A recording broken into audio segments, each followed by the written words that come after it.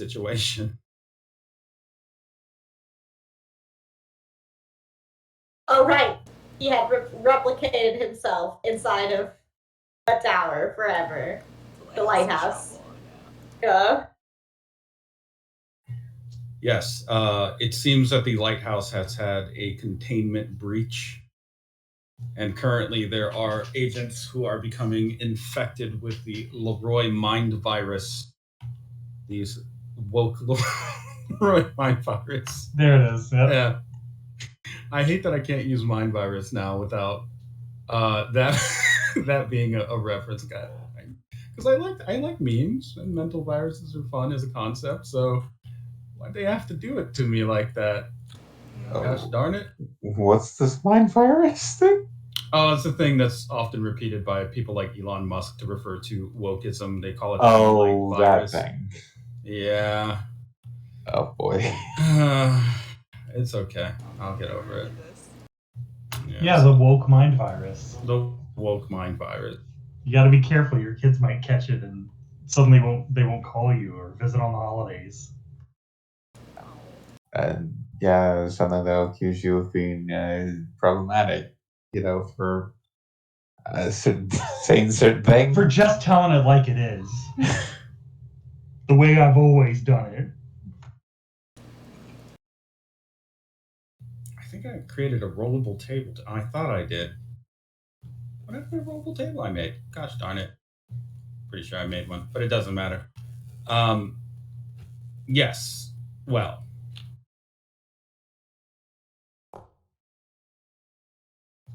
Okie doke. For what is occurring now at the lighthouse, where we left off, part of the wall is being melted in the shape of a man, and from the breach comes the figure that you have come to know as your beloved uncle, who, where the hell is it? It doesn't matter. Stone Sour has breached the outer wall of the lighthouse and is now on the scene, more or less. There are a few different outcomes that can occur here, but before we get to what is going to happen at the lighthouse, we should probably review what is currently on your plate as a group. You have the upcoming trial of Graldi and Buckethead. You have a few new developments that have occurred, we'll say, in the time period where you've been handling matters with Father John. Things that have been happening because you had to deal with Helena and maybe are just now coming onto your radar. We'll say that there are right now 2 matters that seem like they may be important, but it's hard to quantify exactly what counts as important when the fate of reality is hanging in the balance. So let us review them in the form of minor cases that you can tackle. We will create 2 minor cases. I really have no. There's no active minor cases. Great. Well, now there will be. The first is going to be. Well, I'm going to make these. Let me make these observable to all of you first. Yeah.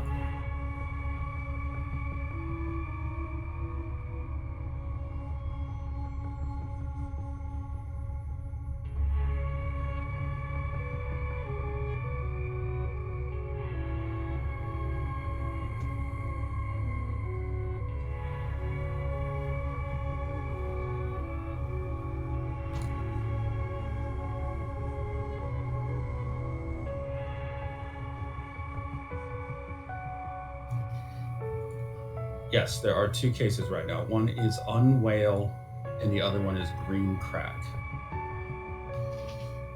I will describe them briefly, and then I will let you decide who wants to go handle those cases. Unwhale is a strange whale has washed up on the shores of Guam, and the environmental conservationists, like the officers on the island that are responsible for this in their own federal department, have no idea what they're looking at with this thing. There have been strange organisms washing up out of the waters since the beginning of mermen as a species, but this one seems really ominous to them in a way where they may even request Aqua's expertise or consultation on it. The other is green crack, which is an unambiguous reference to there are new drugs that are flooding the trenches and even some areas beyond there. These drugs are extremely potent and destructive mentally. They break people down very, very rapidly, but they are also very highly addictive. The drug is just referred to right now by the street name of green crack. They don't know where it came from, but true to the name, is a crystalline green drug that is crushed and doesn't even need to be burned. Once it's crushed, the chemical reaction of breaking the crystal actually causes it to superheat and vaporize almost immediately, leaving very little physical trace.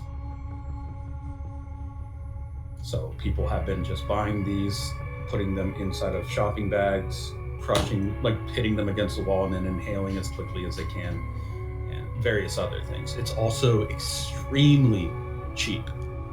Like, you could get a hit of it for about like $5 modern day equivalent, and that hit is gonna like put you out really hard. So it does a lot for very little money at a time when people are economically really hurting.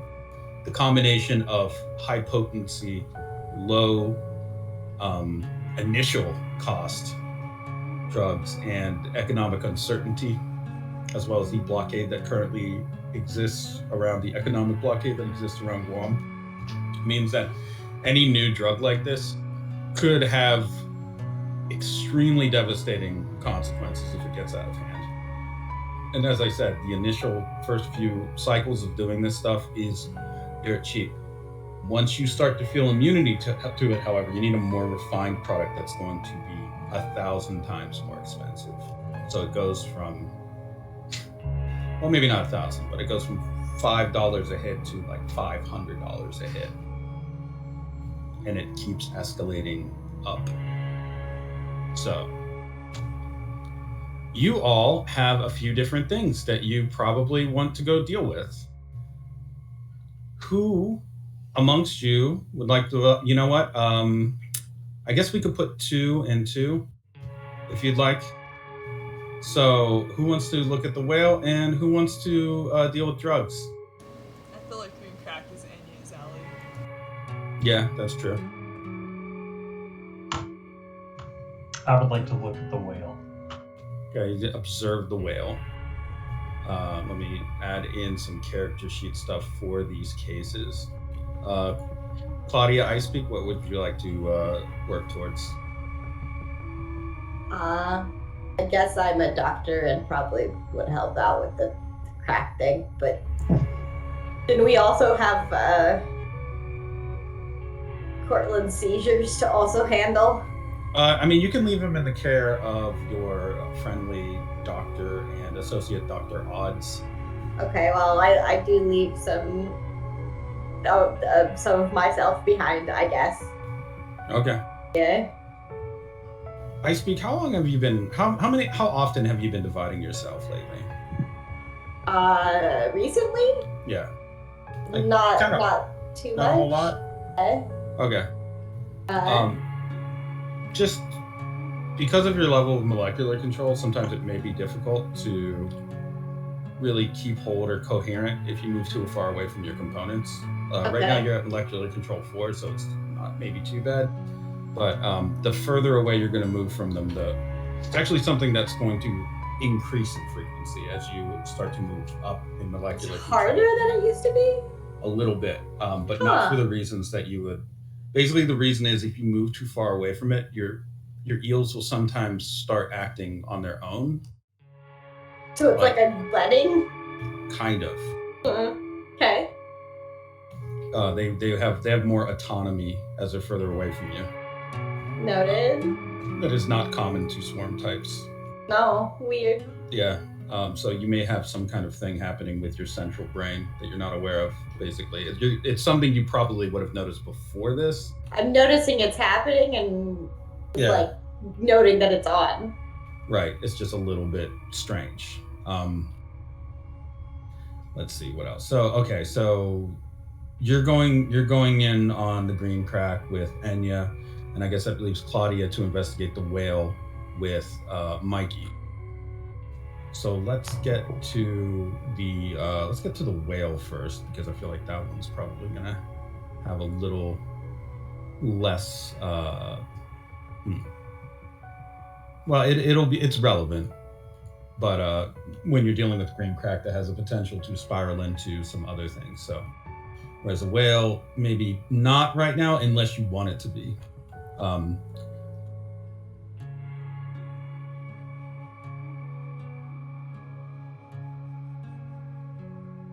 The unwhale case. A corrupted organism is polluting the shores.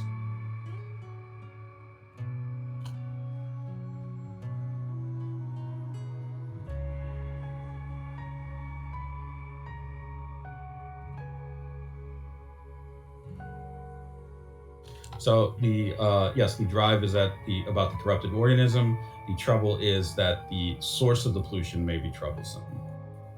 So whatever this thing came from may be a problem for you. In summary, I mean, it's pretty obvious. But we can actually fill that in as we're doing the case. So on the, we'll say, eastern shore of Guam, Mikey and Claudia, you are the ones who are responding to this call from the Environmental Control Agency of Guam. You have a few different approaches that you can take to investigating this strange occurrence. So I would assume, because of the nature that you two as detectives then, that it would likely be Mikey that's taking a forensic route and Claudia that's doing the questioning, correct?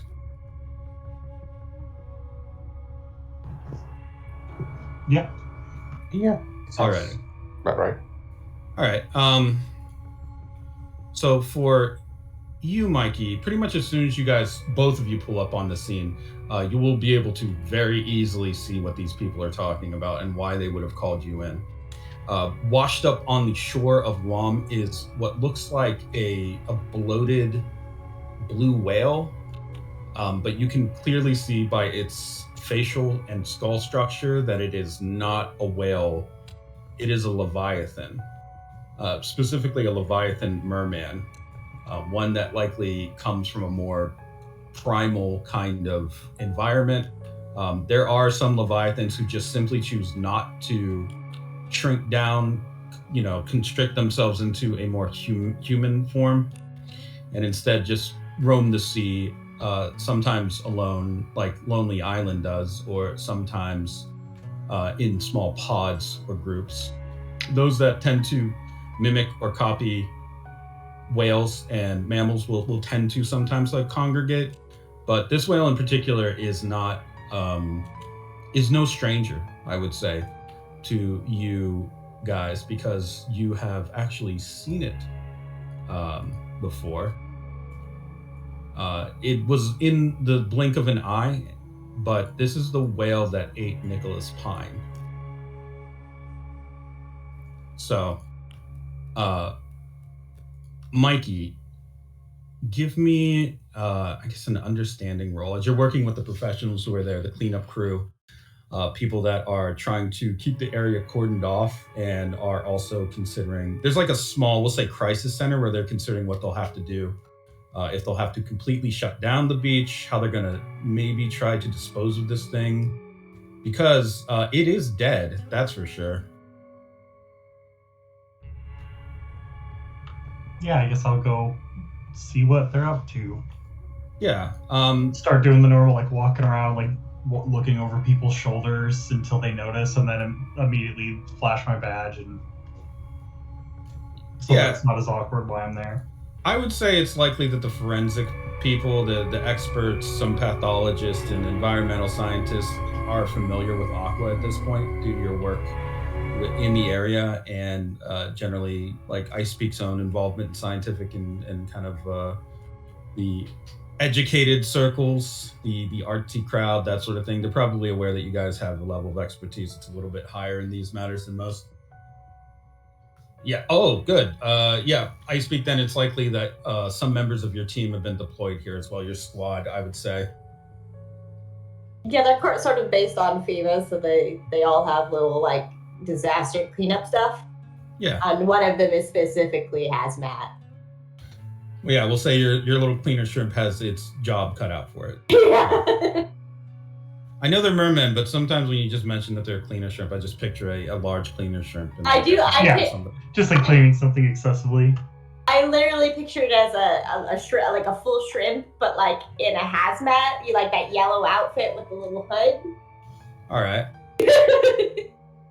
I mean, because they're mermen, they can even just grow those parts like natural body armor covering, which is both cute and weird at the same time. So I guess, I don't know, it might be fun. But all right, yeah, Mikey, they greet you obviously not only with respect to your station, but sort of clue you in more quickly than they would with anybody just walking in off the street. They know you understand the terminology of what they're dealing with, and the long and short of it is, as they try to catch you up, that they believe that this thing was underwent a form of some kind of either sopification or plastification, but those things don't tend to occur in sea life at such a rapid rate.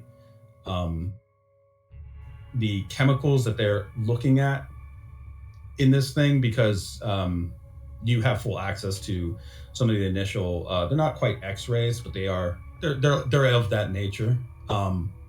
Cross sections taken with very advanced photographic tools kind of give them a more of a 3D view of what might be in there based on sonic signatures and what, like ultrasound more or less. Go ahead and give me the precision roll as you are examining some of the findings that they have already taken.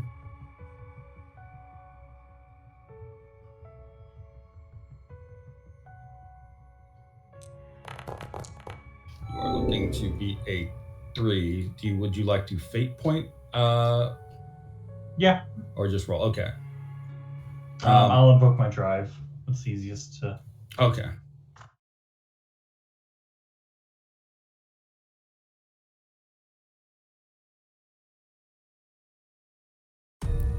This is appropriate investigation music. Okay. Your drive of learning everything you can. How does that apply to this particular? How do you apply your drive to this particular set of scans and printouts? Like, does it make you study them a little bit more closely to see what other people would have missed, or are you looking for patterns, or what? How do you do it? Yeah, I think it's knowing without a shadow of a doubt what it is I'm looking at on the printouts, like understanding like what it is each scan looks for, what it can miss, what it'll definitely highlight, and then sort of using each one to kind of fill in the gaps for the other to get the complete image, short of just either unfortunately cutting the sky open or walking into its mouth and seeing what's going on. Right. Which I guess could be a last-ditch option, but for now. Okay. Let's see what the roll you get here.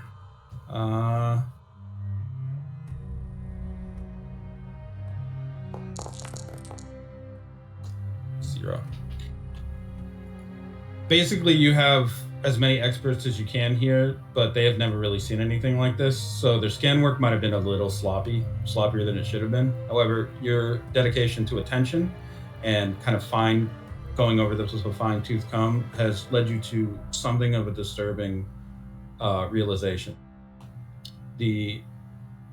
What essentially seems to have happened here is plastics or some foreign material, something like a plastic, perhaps just that sort of material, started to push its way through the whale in small needles almost, or shards or shreds. Because you're not doing a full biopsy yet or autopsy of this guy, it's hard to tell quite how many points of penetration there would have been. But knowing what you know about the amount of microplastic currently existing in the ocean, it's likely that this thing was penetrated on almost every bare surface of its body by small pieces of microplastic being pulled into it, merging eventually into strings that begin to merge eventually into branches and a sort of webwork. And as you're looking through these scans and watching these great networks of plastic begin to pierce and grow through this organism, completely covering and layering over its internal organs, you can see that there are cracks where it looks like the organism, the Leviathan, was attempting to change its body around, change its physiology and anatomy so that it could get out of this, but it couldn't. Eventually, they were put into place and hardened. And on a cellular level, these plastics started to just go right through into the organs and overtake them in terms of function. Because of the nature of plastics and their toxicity, it is very much like this thing was being attacked everywhere, on all points of its body, not just external after a certain point. Internally, the amount of molecular control necessary and regeneration to keep up with this amount of damage seems like you are not familiar with any merman that could possibly deal with this, short of maybe a crown or something like that. Because this is just like, this would be like if somebody put a needle in every single inch, every single centimeter of your skin and just kept pushing it. On top of that, there is a yet more disturbing aspect of this, because at the very center of this webwork, sort of near the stomach of this thing, there is what looks like a small human silhouette curled into a fetal position. And that's still inside? Or is that... It is no longer inside. It is empty and hollow, but it looks like Okay. something was in But this there was thing, like the a shape womb. of a person. Okay. Right, yeah. Okay, that's what I thought. A I just womb. wanted to clarify so I didn't have to Yeah, be yeah. like, Yeah, we gotta get him out of there. Nah, there's nothing in there now, it's hollow, but there was at some point.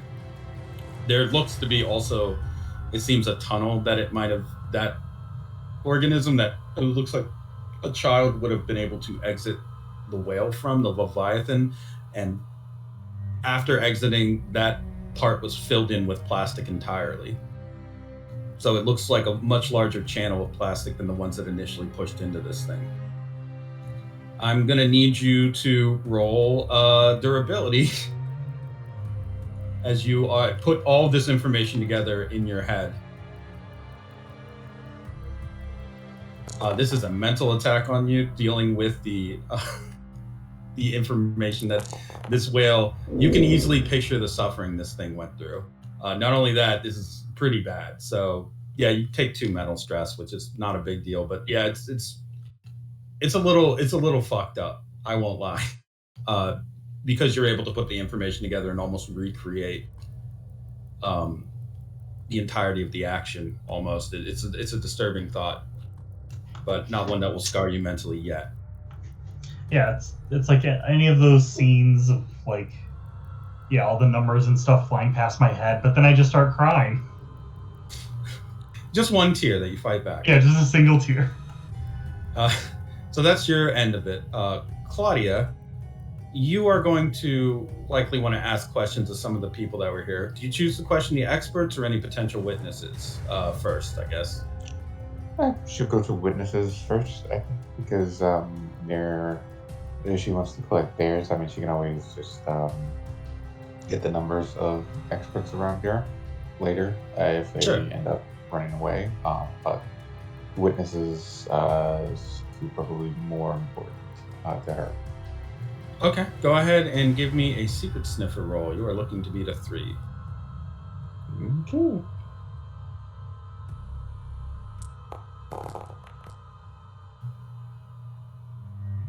Okay, with a 4, you do beat that. So according to one witness who was a jogger, just out for doing their morning exercise, they were the first one to spot this thing. But what they spotted immediately after was also attention worthy.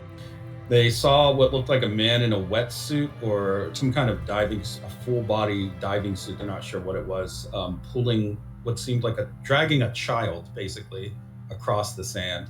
When they screamed for attention or help to see if they could at least tell what was going on or talk to this person, they found that the person was just moving away from them so quickly that it was nearly impossible to actually flag them down. And it's difficult for them to quite describe, but this jogger says that they felt threatened by the presence of the man in the wetsuit. Notably, there was an abundance of flies in the air near the shore, which those typically aren't just there out in the morning like that, unless there's a large dead body, which there was.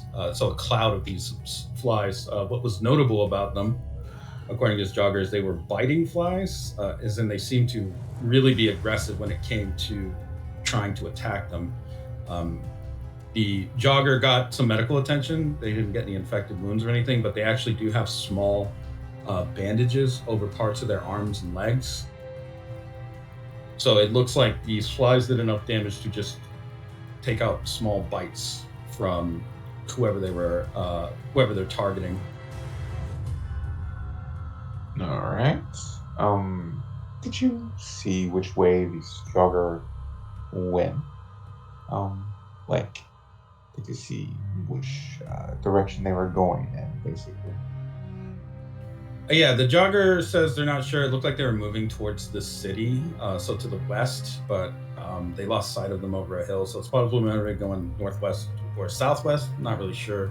And again, they were a little bit too frightened to pursue them without any kind of at least police nearby. They didn't want to get involved in something like that, as things have already been pretty dangerous recently on the island for just random civilians, especially when it comes to strange crimes like this. Mm-hmm. Did you get a good look at what they were carrying? Like, did you get a good look at what they seemed to be lugging behind them? Like, if they were carrying anything, if they were like if they were just going alone, or basically everything about what they were looking like at the moment that you could remember. That's not just the fly. Buzzing. Yeah, I would say that the jogger probably doesn't remember them carrying any kind of diving suit equipment other than the diving suit, so no tank or anything, and apparently mouth completely covered by some kind of mask or ventilator. They're not sure. As for additional equipment, it seemed not, although it is notable that it seemed that the child figure was dragging what looked like plastic cluster of cubes or some kind of shapes. They aren't sure if that was just beach trash that had gotten attached to them, or something maybe that they were carrying on a belt of some kind. But the child in question had some things that they were dragging along in the sand. The tracks and trails of any of this have been pretty much heavily disturbed by the foot traffic of people coming to investigate this whale that got washed up on the shore. So trying to track by that method may not be easy either. And the jogger does not remember any kind of vehicle being used or present, but it's possible this person could have just been far enough away that they didn't see that.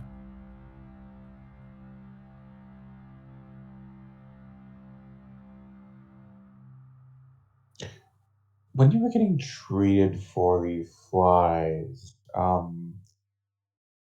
did you happen to did any of the flies actually happen to be on you at the time, where the medical examiner could have obtained a sample of one of them, perhaps?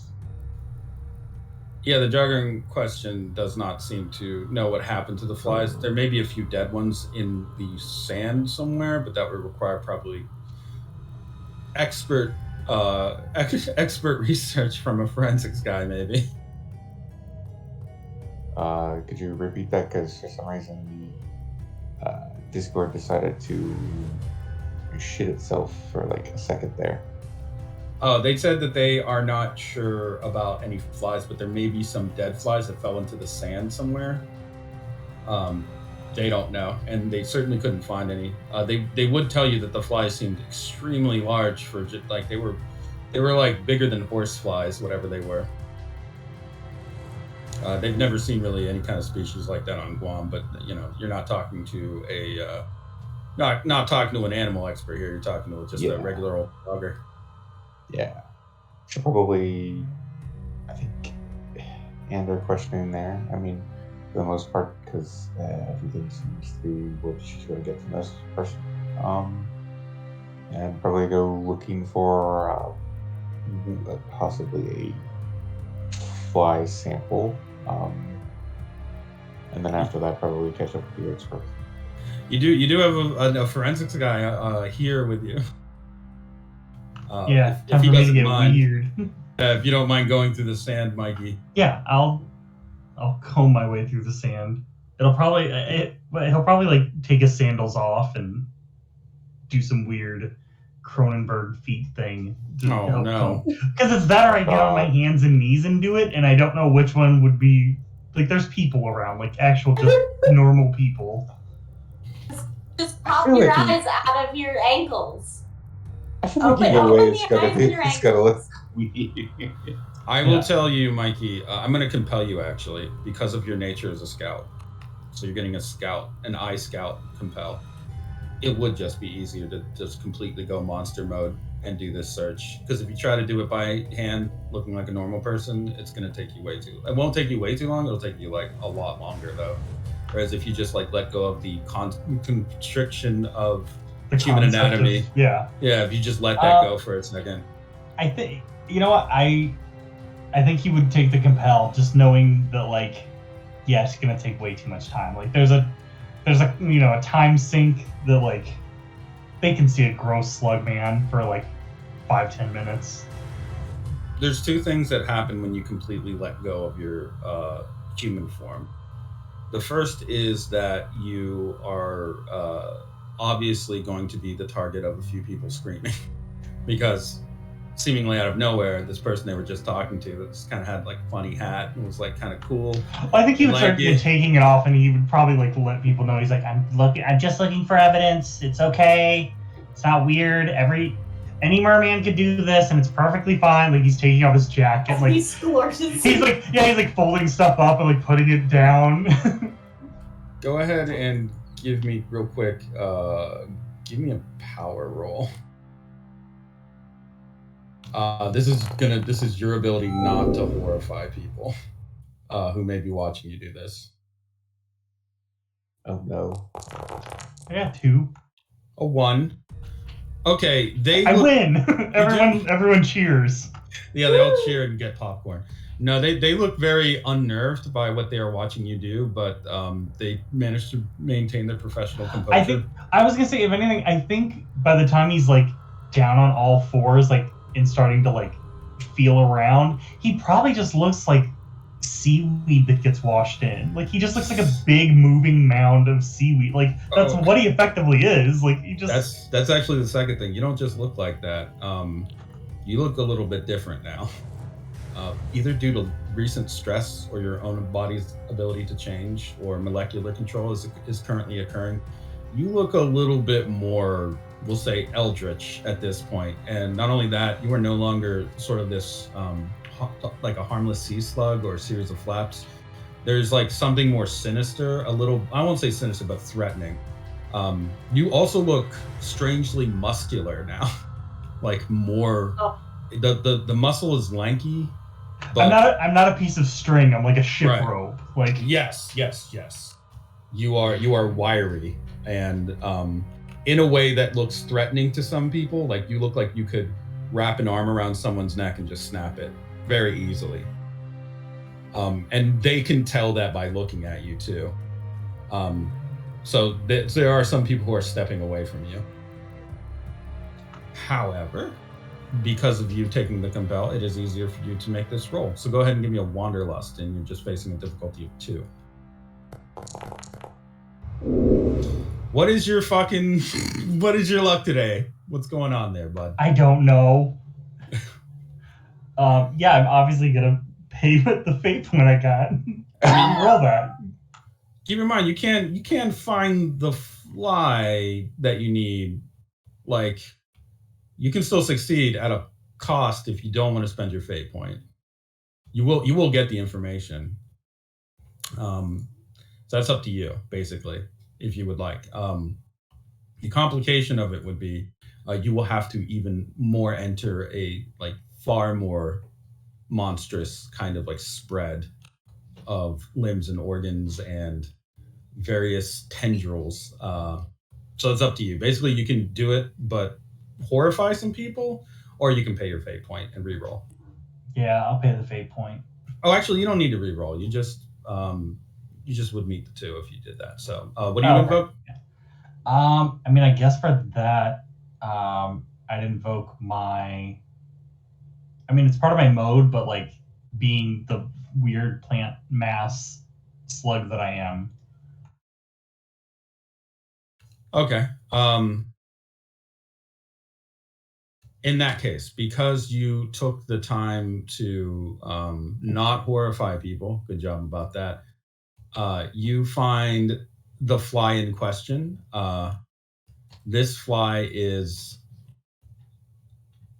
not normal, to say the least. This thing looks, first of all, much bigger than a fly should. It's about the size of, I'll say, a silver dollar once you have it in hand. It is covered in very sharp, hooked thorns along the legs. And it also has its mouth, instead of it just being the normal kind of fly mouth spout, it's got several now kind of mangled spikes that would align in an almost grab hand kind of formation. They look like fingers tipped with very long talons coming out of this thing's mouth. So when it goes to bite, it just is like a hand clenching down on something. Oh, I hate that. Yeah, this is not a species of fly you have ever probably seen. And if you were to compare it to anything that you've seen in any research or education that you've had, it looks like something out of a prehistoric era, I would say, of life. This thing would be some kind of very strange Jurassic era or earlier than that, fly, insect. It looks gnarly as fuck, basically. Very armored, too. This thing looks like it could probably withstand being stepped on very easily. Yeah, not a robo-fly. Here I thought we were going to do some robo-copping based on that message, but nope. Other direction. Yeah. Yeah, no, I guess I would. That doesn't seem like something you put in a bag. I feel like that's something you would put in a tube.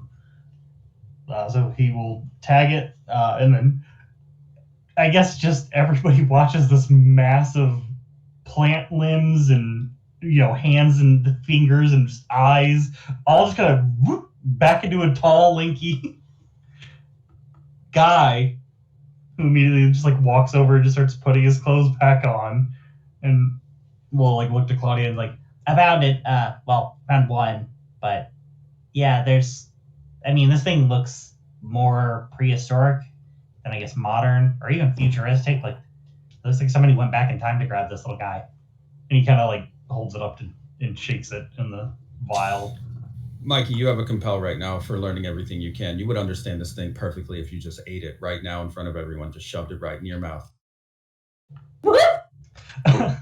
Oh no, because I feel like he would want to show it to Ice Peak to have her look at it too. But if he eats it, she can't. Yeah, you could just eat it right now. You'd be good. You don't understand it, man. You want to eat it, don't you? I didn't know I wanted to eat it, but one of my plants that I took on is a water wheel plant, which is effectively a water Venus flytrap. Oh, it's delicious looking. Oh yeah, yeah, feeling it, Mr. Krabs. as you're looking at this thing and holding it up and talking to Claudia, you notice just how this thing is shiny and it looks like Yeah. it has the right crunch. Yeah, there's the one eye that's peeking out through his hair that's getting closer, but the rest are normal.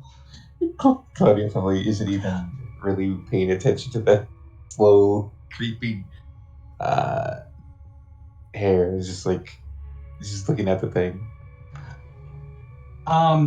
Yeah, I think I'll resist the compel for now. Like I said, I want Ice Beach to look at it, and then if we're both like, well, I guess we're at a dead end, he'll be like, hang on a second. Okay, I get it.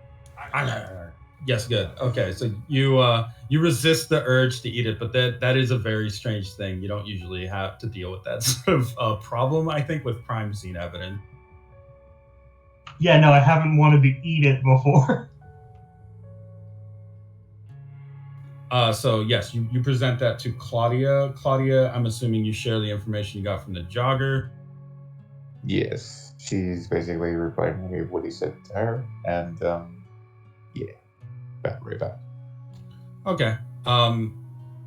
Go ahead and Mikey, you give me a in this case probably we'll say a gaze roll, and then Claudia, I'm going to need you to give me a also a gaze roll is fine.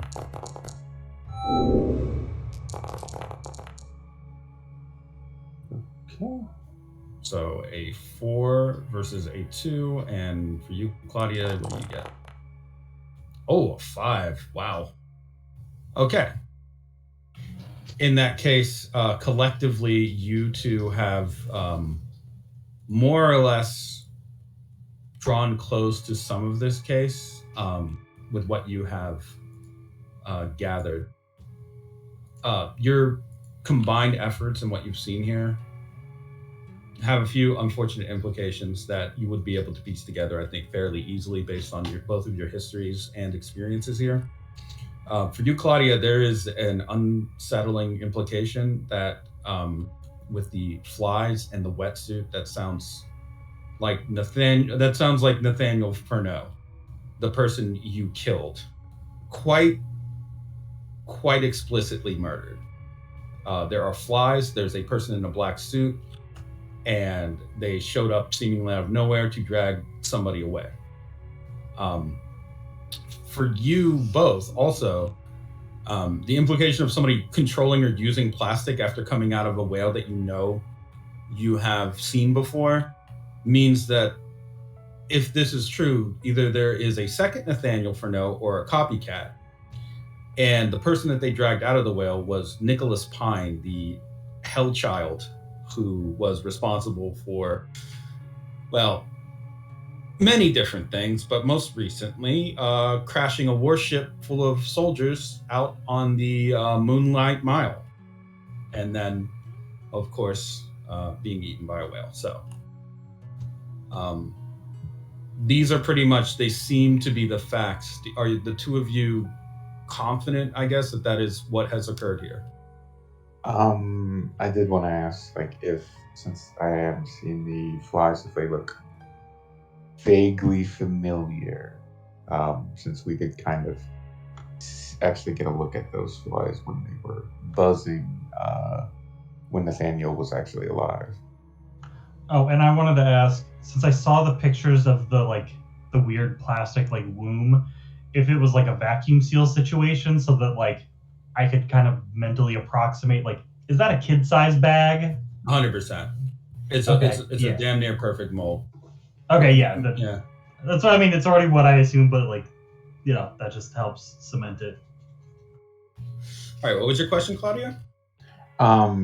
Basically, if the flies look familiar to her, because since Nathaniel actually had the flies and used them frequently, and she had to actually go through a fly wall at one point. If they looked familiar enough to basically be like, yeah, these are the same flies, or if they are distinct and different enough that they might be different flies, but coming from the same person.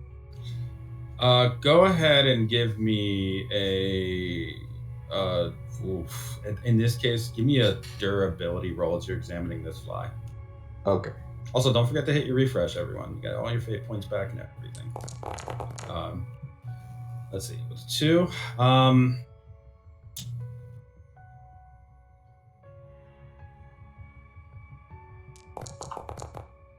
Oh, you are lucky. You suffer no mental stress as you start to realize that as the fly is in hand and Mikey has jostled it around, part of the face armor, the eye covering, the head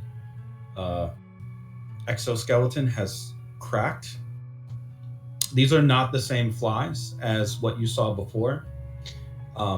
They look like a very evolved version of that, despite the fact that they are seemingly prehistoric-ish. It's only because of how large and savage they seem. There's no doubt in your mind that these are an evolved creature because the crack in the skull or the face exoskeleton, the facial exoskeleton, reveals that behind that is what looks like a very tiny human face. One that is staring forward, mouth agape, frozen in a scream. Oh, With the arm part tendril mouth grabber extending out of its mouth, like someone is reaching out through it. If you had, if that had rolled higher, you would have taken mental stress from seeing that because it is really not right.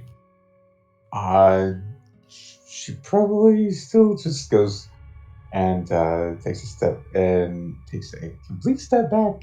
Still, after seeing it, goes, "Oh my!"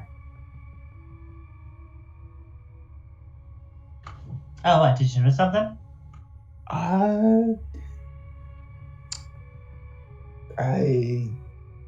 take a look at it a little more, and we'll don't actually take a look at it.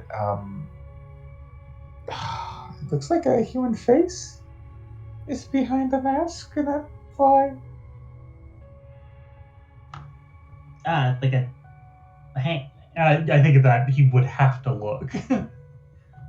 You see the same thing, Mikey. There is a very small human face trapped behind the exoskeleton of the fly. It seems like the one or maybe even multiple parts of the exoskeleton of this thing are just a facade. Inside seems to be, you see the face at least, and with your ability to zoom in, you definitely can tell fine details, such as that it has what looks like some scarring on it, on the face that would likely come from something like acne, and it also has manicured eyebrows. Well, okay.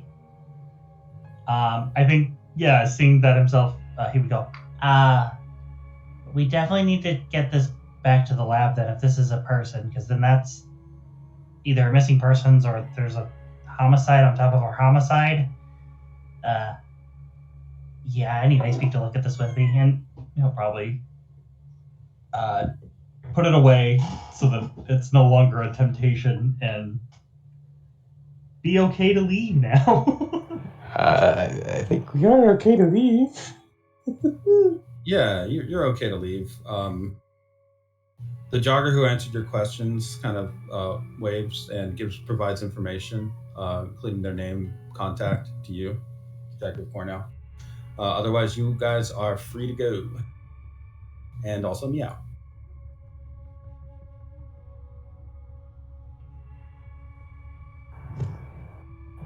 All right.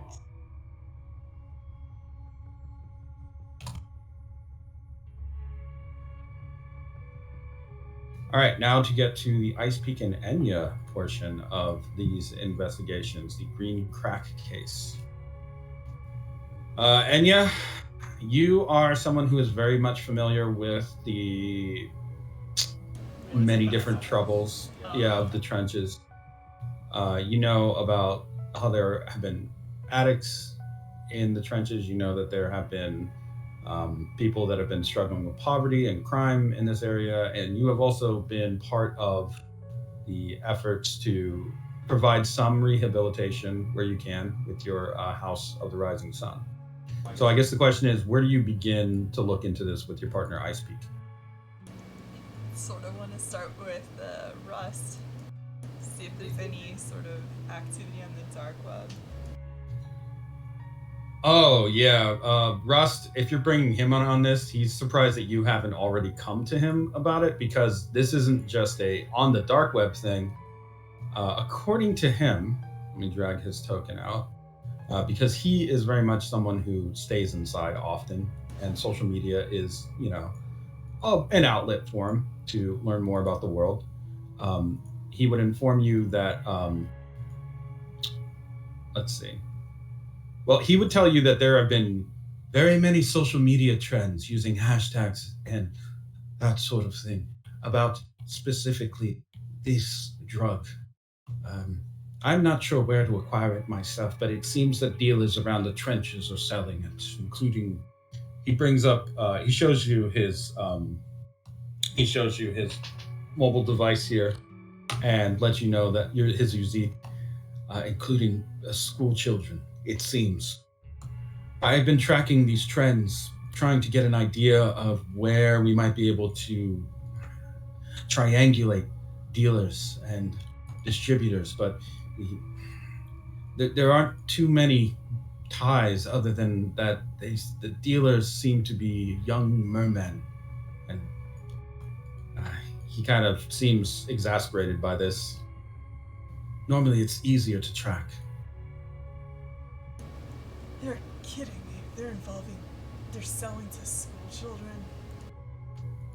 Not just school children, but anyone who's recently lost employment due to the economic downturn around the island. There have been quite a few businesses that have closed, and those that are hiring are focused mostly on hiring humans. They see them as being more stable at this time. That means more mermen are out of work and vulnerable to this sort of thing. We haven't really seen a drug epidemic like this in Guam. If this goes big, it could be a disaster for our kind. The whole situation is pretty vulnerable, like kindling, so the sooner we sweep on this, the better. Any interest in coming along this time? The last time that I went out, he kind of looks nervously. I was shot at, and there were fires, and he starts rubbing his hands together. You can't really tell because he's covered in rags and cloak and everything. Am I really necessary, officer? Do I need to go out? She'll smile. No, of course not. Right, I'm better here at the command center where I can distribute information. No worries, no problems. It was a good idea, but I really do much better work here. In the dark, where it's safe. Right, of course. Probably gonna need your help trying to track down any sort of manufacturing site where this stuff's being made. So, stay handy on the line. I'll be nearby trying to find the same information, and I will definitely route you anything that I am able to pick up, dark or clear web. You've always got me on your side. Thanks, Rust. She'll go grab Icepeak and head out to the trenches.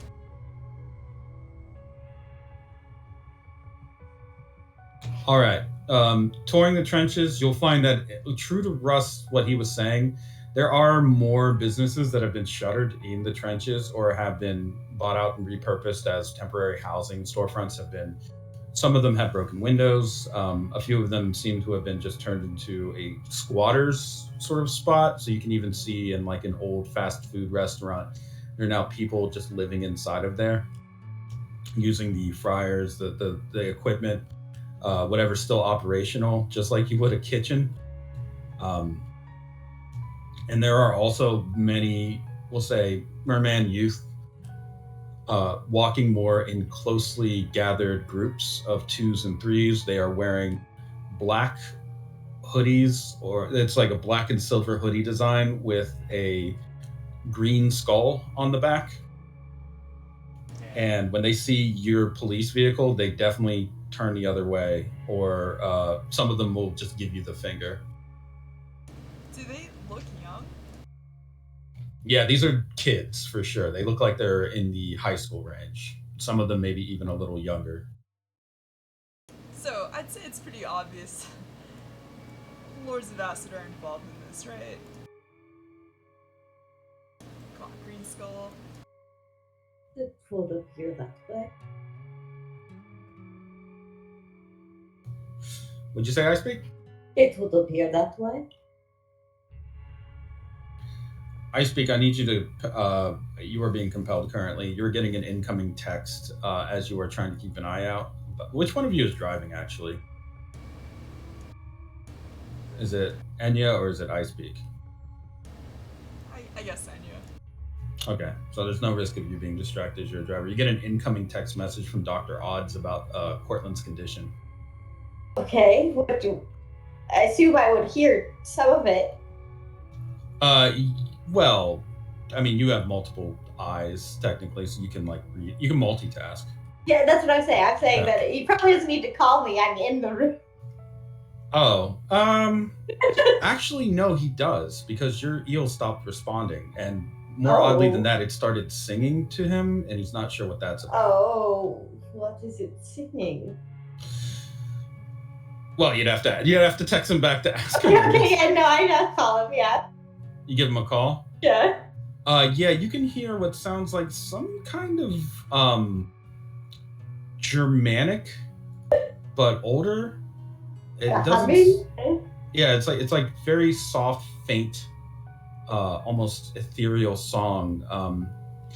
Go ahead and give me a brain trust roll. You're certainly no slouch when it comes to probably knowing some historic stuff. Yes, a 4.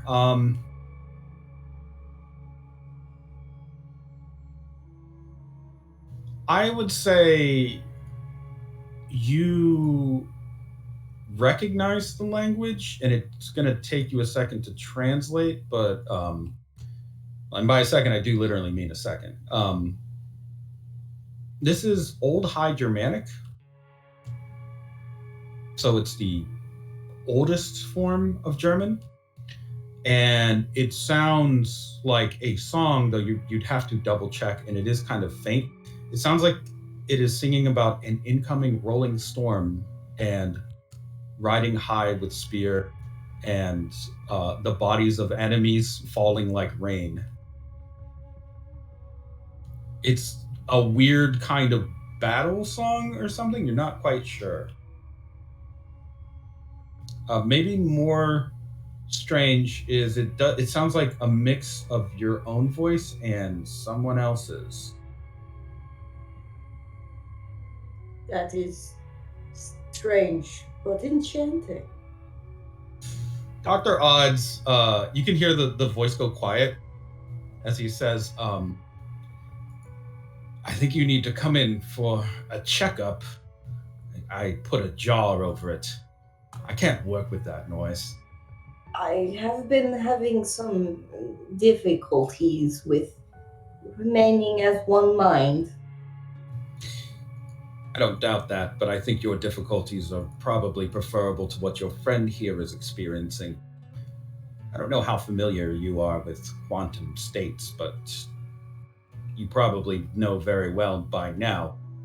Much of our own physiology relies on a sort of quantum state. Leviathans carry around a quantum mass, for example.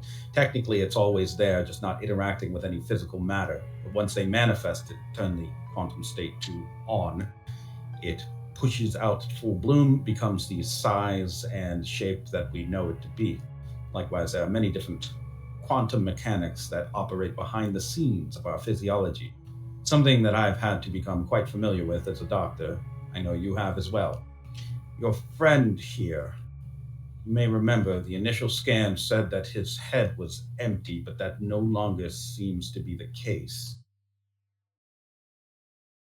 Are you telling me he now has a brain? Well, that would be comforting, but no. When I attempted to perform a scan or do any kind of imaging, it destroyed my very expensive equipment, actually. So his brain is in a quantum state. Or whatever's in there. Whatever is in here, yes. Obviously, we can't just cut it open and look, although it was tempting. I understand that these humans can't quite recover from that as well as we can, so I won't bother. Plus, I'm afraid that if I were to cut open his head, whatever's inside might come out and leave me as nothing more than a nuclear shadow of some kind. There seems to be some kind of very large pulse. I'm going to need much more advanced technology, I think, to perform or do any kind of reading here. As it is, I can't risk any more of this hospital's equipment trying to figure out what's going on. But I will say that initial scans did not immediately cause the destruction of our equipment. It was more like it was a pulse blip or some kind of pop. Either way, when it happened, fried our scanners. I'm trying to tell you here that I'm not even sure how this man was alive to begin with, and now I am very much less sure of how he is staying alive. Still, pulse steady, heart at a steady rhythm. He is responsive, of course. His eyes follow light, that sort of thing, all sorts of tracking. He knows the date. He knows, for some reason, that I did not catch a lunch yesterday, which I'm not sure what gave it away. I didn't think I was particularly hangry, but he seemed to know. And he also has a pretty good knowledge of local weather and traffic. I've just been asking him questions to see if there was any brain damage, or I feel brain damage is not the right term here. But anyway, man's like a machine. Well, I thank you for attempting the exploration, and I think you would make a very beautiful shadow with the, spikes. That is about as much of a compliment as I would ever expect from you, and so thank you. If there's anything else that you need, I will be here, of course. Although I'm not quite sure what to do while I wait for the said equipment, I may have to contact the military for this. I would ask you to wait. I have some contacts I will get into touch with. I will be at the hospital once I am done with this. I have some business in the trenches. There's one more thing that I should probably mention. I've been doing some genetic scans of this man now that we have him back in our care. You're familiar with certain encoding within DNA that determines the overall lifespan of a human.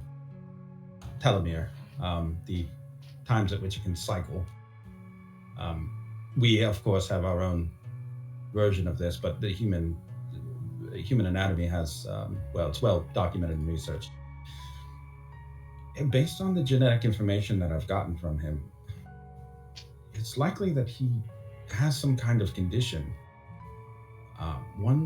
which would cause a certain expedient mortality. As in, he seems to be.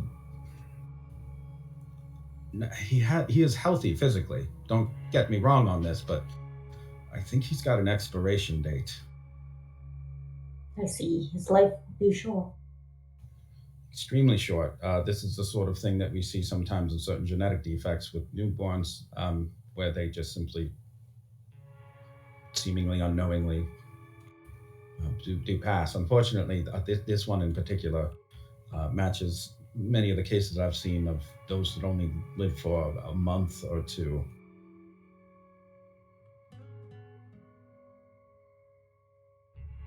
Thank you for the information. As a friend, I feel the need to. Should I inform him of this condition? I haven't yet.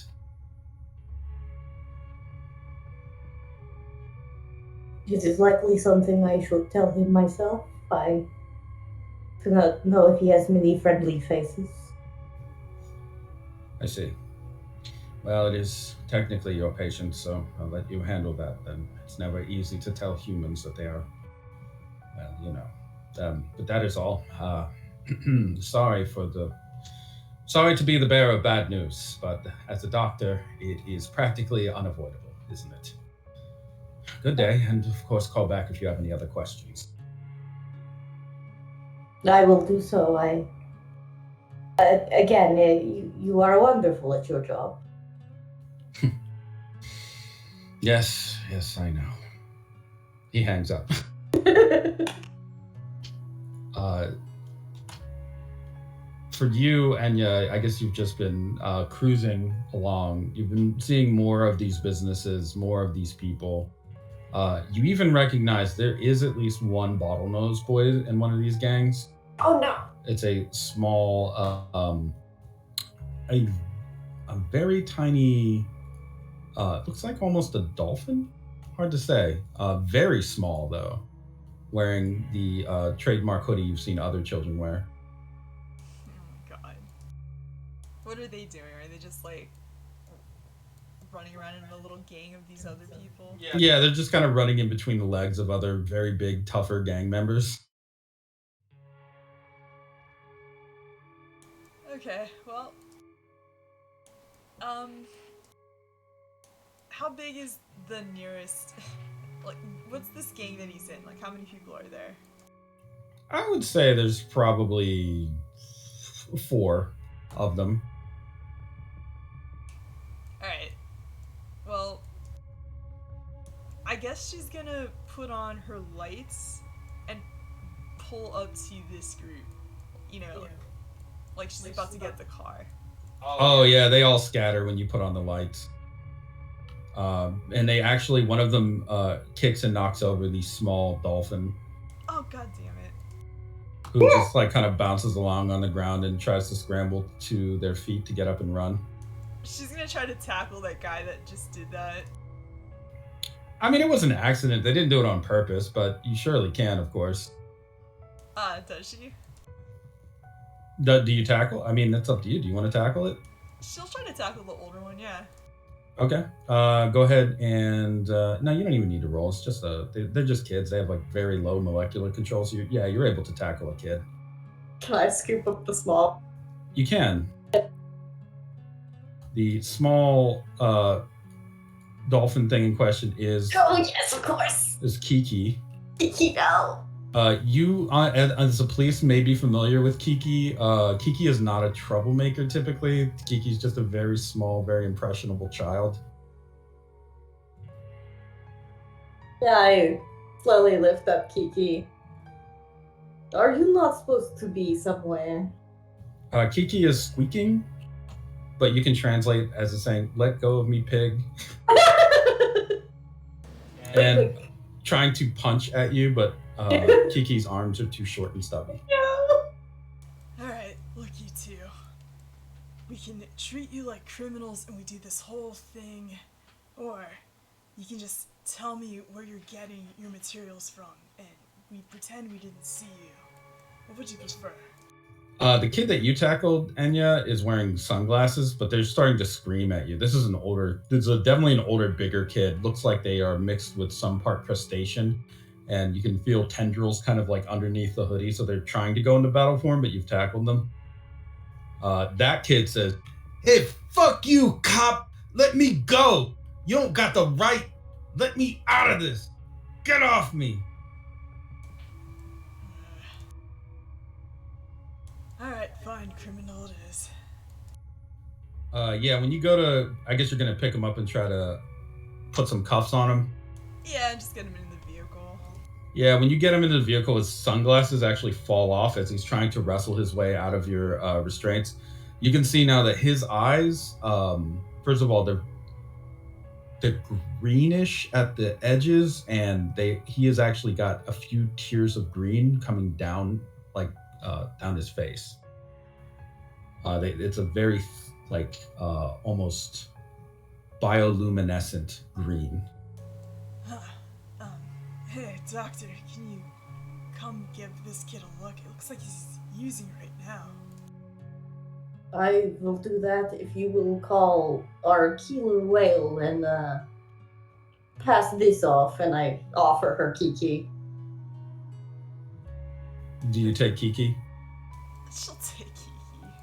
Okay, for you, Enya, Kiki is basically a baby. Not only does Kiki weigh practically nothing compared to your strength, but Kiki is very soft and squishy, so you could just easily crush this small organism. Nevertheless, Kiki is trying to punch and kick at your wrists and hands. The punches, the blows are so soft that you barely register they're happening. Yes, please contact KLP. He does not trust me much.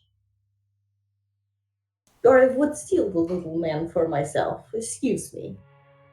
She'll slide into the cop car and start to inspect the symptoms of the castration. Okay. Go ahead and give me a... I guess give me a... You're going to need an experiment roll on this. You probably haven't run into any of this yet. No, though, like I've done a bit of ozone, but This is not ozone. For yeah. sure. Okay. Yeah. Okay. Would experiment? Oh. Mhm.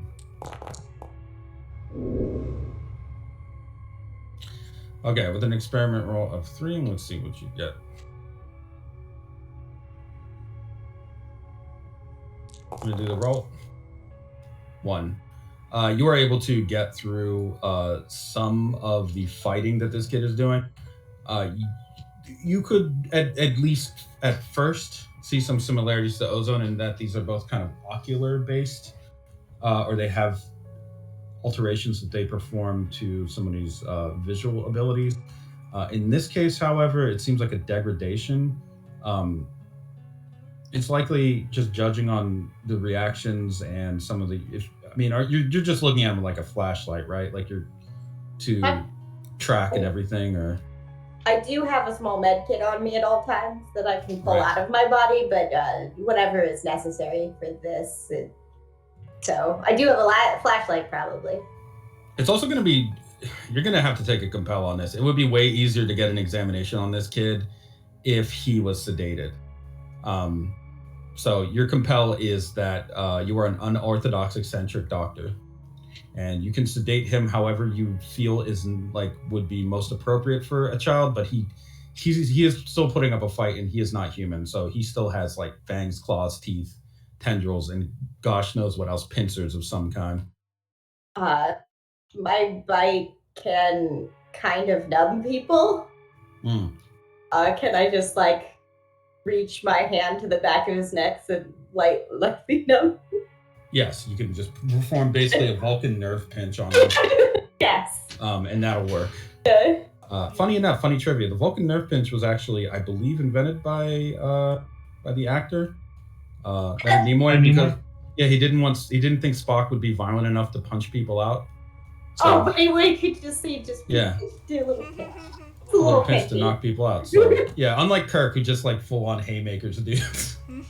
That's because he's a real American hero. Hot-blooded Even in man. the future.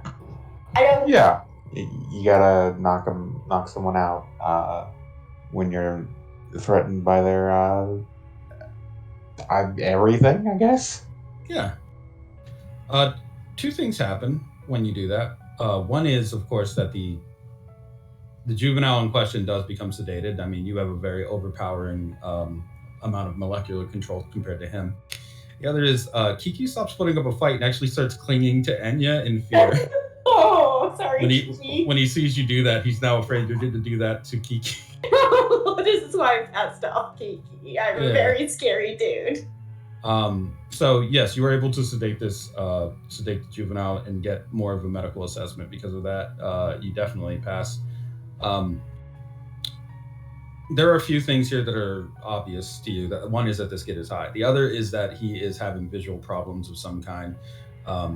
just based on your examination, it's likely he has a deteriorated sense of being able to detect certain colors, and certain motion may be a little bit difficult for him as well.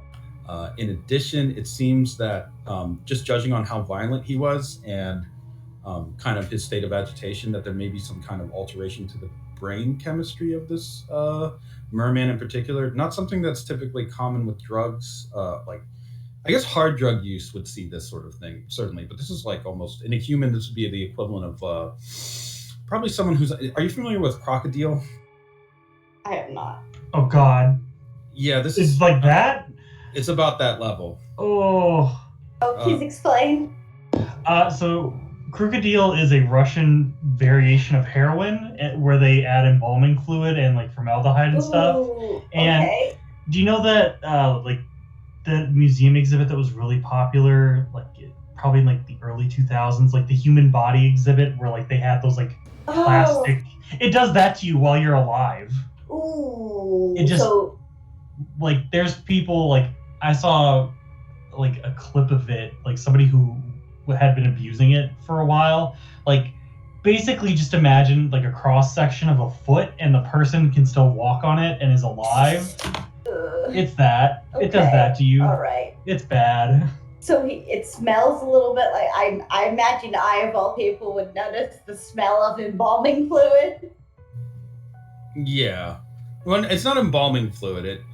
It does, however, it has a quality that's something you would pick up on very quickly. It has a quality of death to it. You're just not sure how.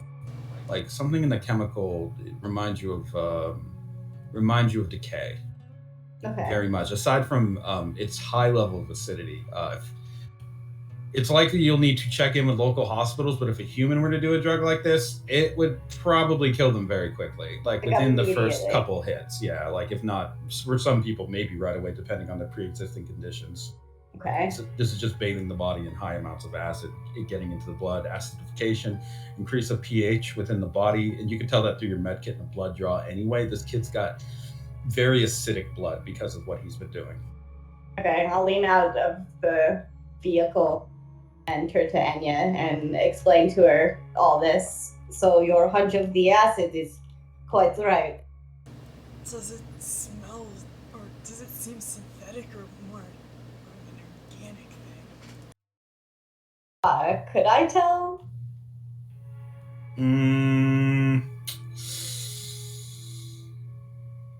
Kind of. You would be able to tell that it's at least like this isn't something that came out of a plant or something, and anything like that. Like it's not derived from coca or anything. However, there is someone that's more of an expert in these sorts of things, using the body to manufacture different things, or having an organic structure manufacture something, or otherwise the mixture of certain organic and inorganic functions and compound is the expertise of Dr. Worm, actually. That's true. All right. I guess if you wish to know more about the manufacturing, I have a contact. Actually, that would be great because it would be good to have an idea of the size, scale of the manufacturing process for this.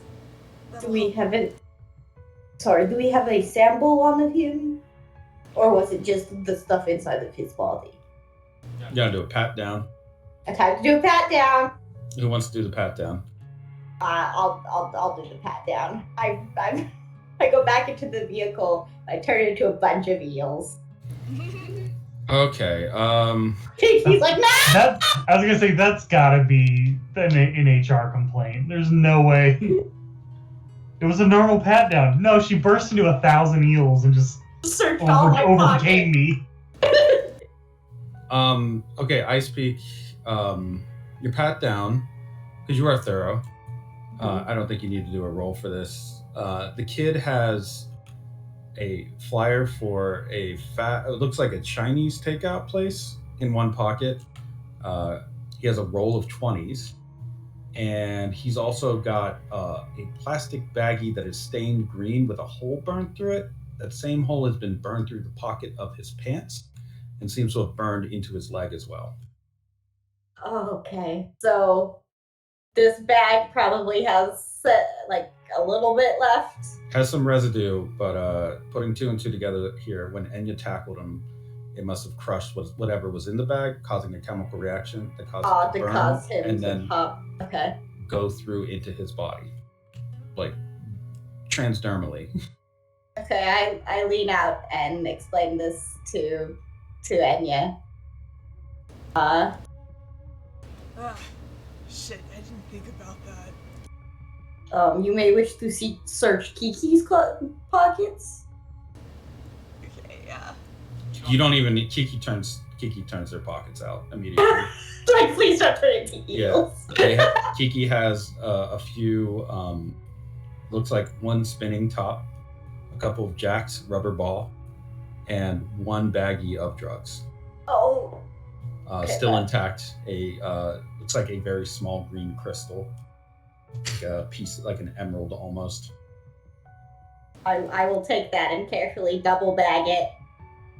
I will call Dr. Worm now. You will call KLP. I will say examination of Kiki and the fact you've been holding Kiki for this long, Kiki doesn't have any of those symptoms or signs of having used this, so that was probably for later. Oh, that's very good. Return it to its father. We can head and drop her off while you give Dr. Worm a call. Okay. Sit in the front seat, Kiki. Kiki is very small, can easily fit in the front seat. Like, even could sit on the center little console thing. Kiki's basically a doll. No, park him in. Plug him in. Need a little seatbelt. He's fragile. Of course. I like to think that the Aqua unit just now suddenly has like a kid's booster seat that Enya and Ice Speak are attaching. So, though, you know what? We might have one, since Ice Speak sometimes turns into a child for no reason or loses half her eels. that's even more ridiculous because I like the fact that we all know she's an adult. Yes. And we're like, no, I think you just get in and buckle your seatbelt. Where are the police? No one's gonna pull us over. And she's like, no, I am not the right height. I am not the right weight. I need to do this. Very serious police check. Yeah, and then has like a Capri Sun pouch of blood as she kicks her little feet. You know what? I can picture us, since there's so many different sizes of merfolk. We might need one. Yeah. Yeah, you actually probably do have some kind of protocol for smaller or larger mermen who are bigger than your normal average human, troublemaker. So yeah, that's fine. For getting the first of all, dropping it off with KLP at the little arcade where he and his boys have a headquarters. The closer you get to the arcade, the more you can tell Kiki is very scared, because Kiki is shaking quite rapidly and trembling, thinking about, pretty obvious. You're about to take them to their parent after you caught them with drugs and a drug dealer. Yeah, it's time to ground Kiki. KLP is there to greet you with arms folded outside of the arcade. He very calmly opens the door without you opening it for him. Reaches in one massive arm, grabs Kiki, and just slowly pulls Kiki out of the vehicle. Hey, if you could get her to say what adult she spoke to you, that'd be really appreciated. KLP holds Kiki up with one hand, practically by the scruff of their non-existent neck. Where'd you get the stuff, kid? You better talk. Kiki just starts squeaking rapidly in a way that's even difficult for you as mermen to understand.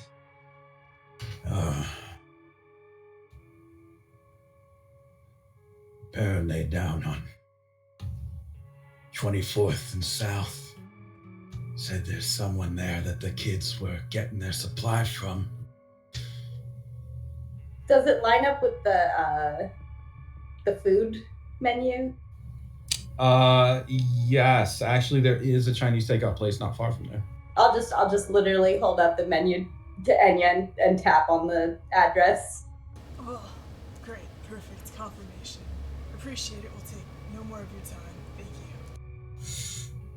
No, thank you for bringing me back this one. He just slowly closes his fist, a very large fist over Kiki's head, holding Kiki up into the air. Kiki is kicking their legs and flailing. By the head. Come on. We've got a lot to talk about, kid. And he's just gonna pull out. Oh. If you see any more of those green skulls on the jacket, you should know what it means. KOP looks, you can see a small, angry smirk curling at the corner of his lips.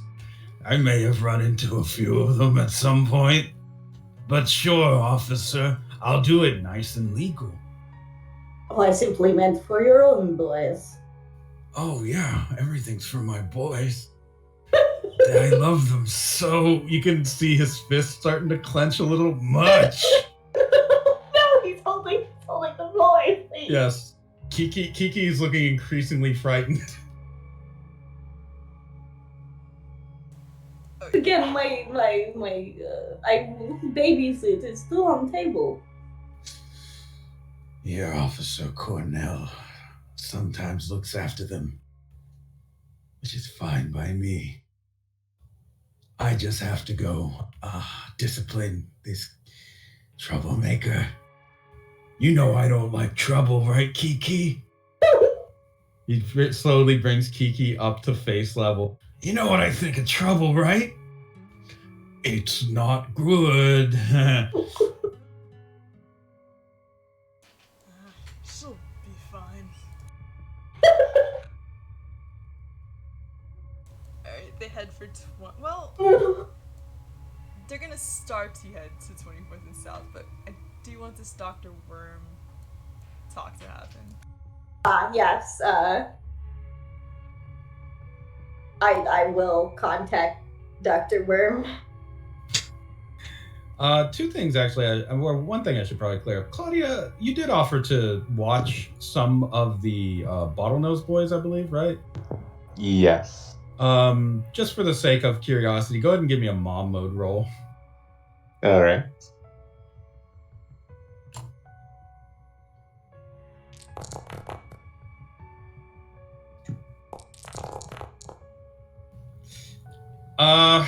Unless you want a fate point to invoke something, the kids, you can see how KLP would be overwhelmed by them. They are, if you go to make sure one of them isn't causing trouble, two of them are causing like trouble behind your back in some way. They've attempted to steal from your house. Some of them have maybe broken some of your like dishes by accident, supposedly. And weirdly enough, sometimes if you force them to bathe, they will be dirtier than they were when they started, like within the first 5 minutes after they get out of the bath. Oh, I feel like she's actually so used to this kind of thing that she probably expects it. So I definitely feel like the fate point probably would be spent just because like she would kind of be on the lookout for this behavior. There is something that you catch one of them doing, though. Well, you would have caught one of them doing, which is playing with one of your kids' small mobile video game. Maybe who's the younger one? It's I believe it was Clay. Clay, right? Clay and Lane. One of them was playing with a mobile game device that Clay had. It was pretty expensive. You bought it for them maybe on their birthday last year. And it looked like this kid was like, first of all, had food all over their hands and was just gonna really mess this thing up. Assuming you would probably, how would you react to that? Oh boy.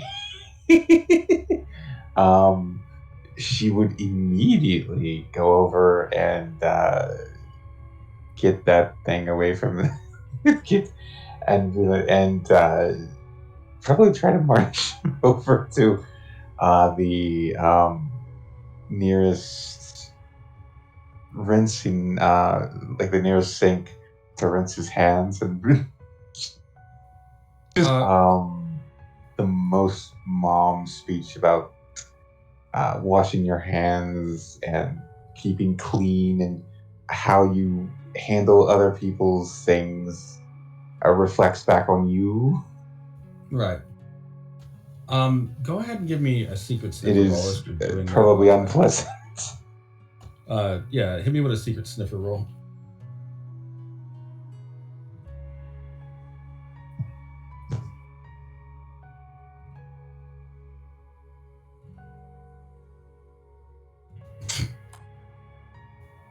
Oh. Yellow. Hello? Did you disconnect again? Apparently, or just randomly said no sound. Right. I was saying, go ahead and give me a secret sniffer roll. Okay. You're playing as a kid.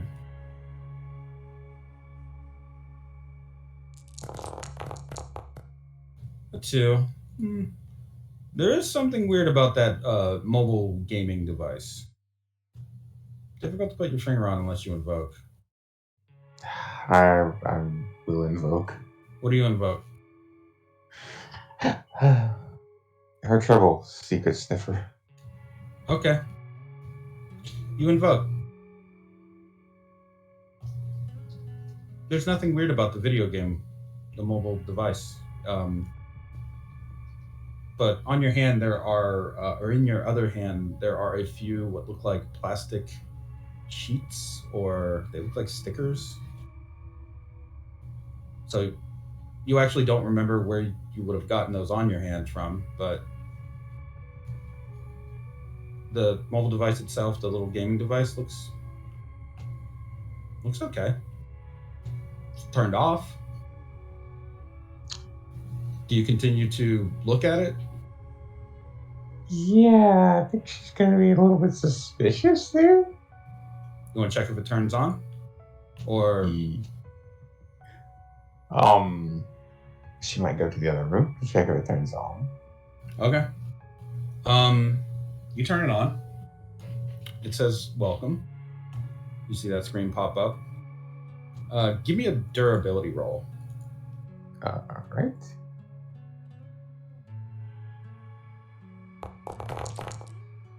Oof. You blink, and then it says welcome, and then it has Clay's username and a small picture of him. So, just seems normal. Okay. Unless you invoke. I guess I'll invoke it. Again. Okay. You're trying to beat a 5. A 5. Wow. Yep. Good Good luck. I don't think this is gonna happen.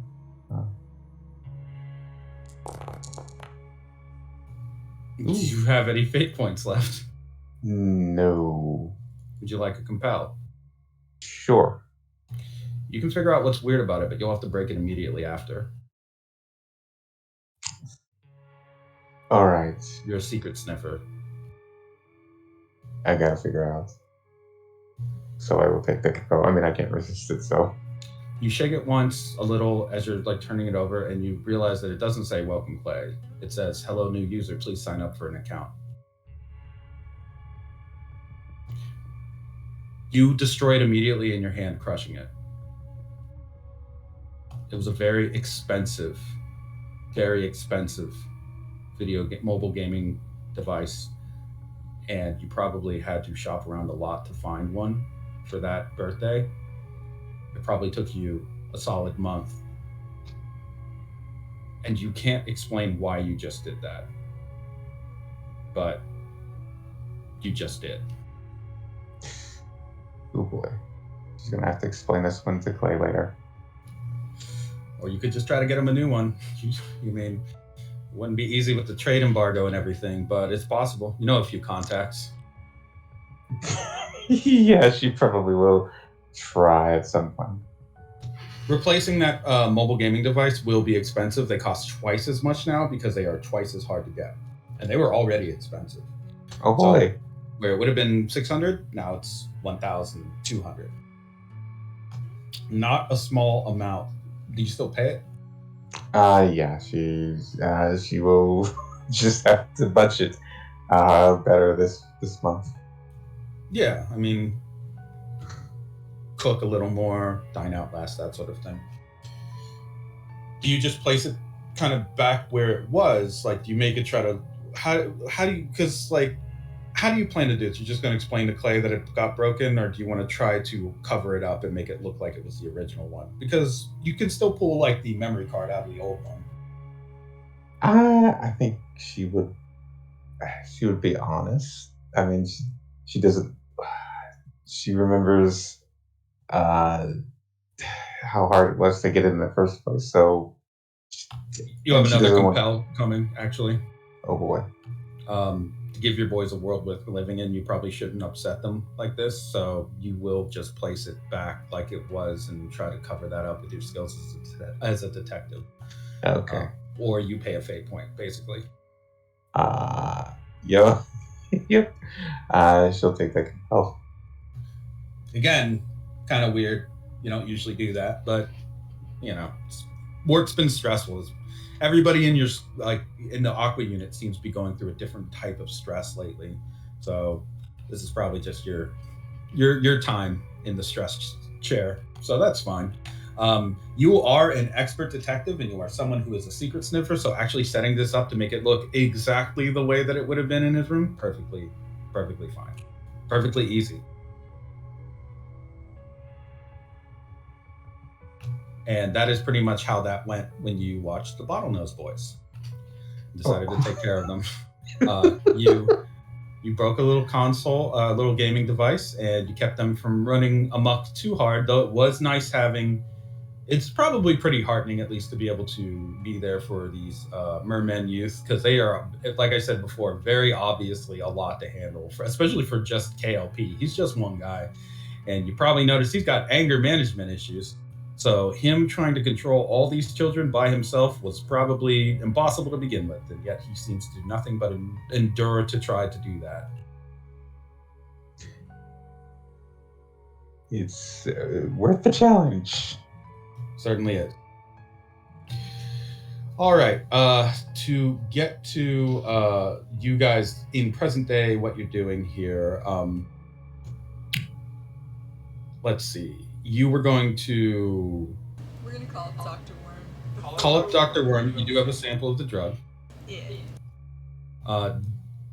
Assuming it's Icebeak who calls Dr. Worm, he will pick up rather quickly.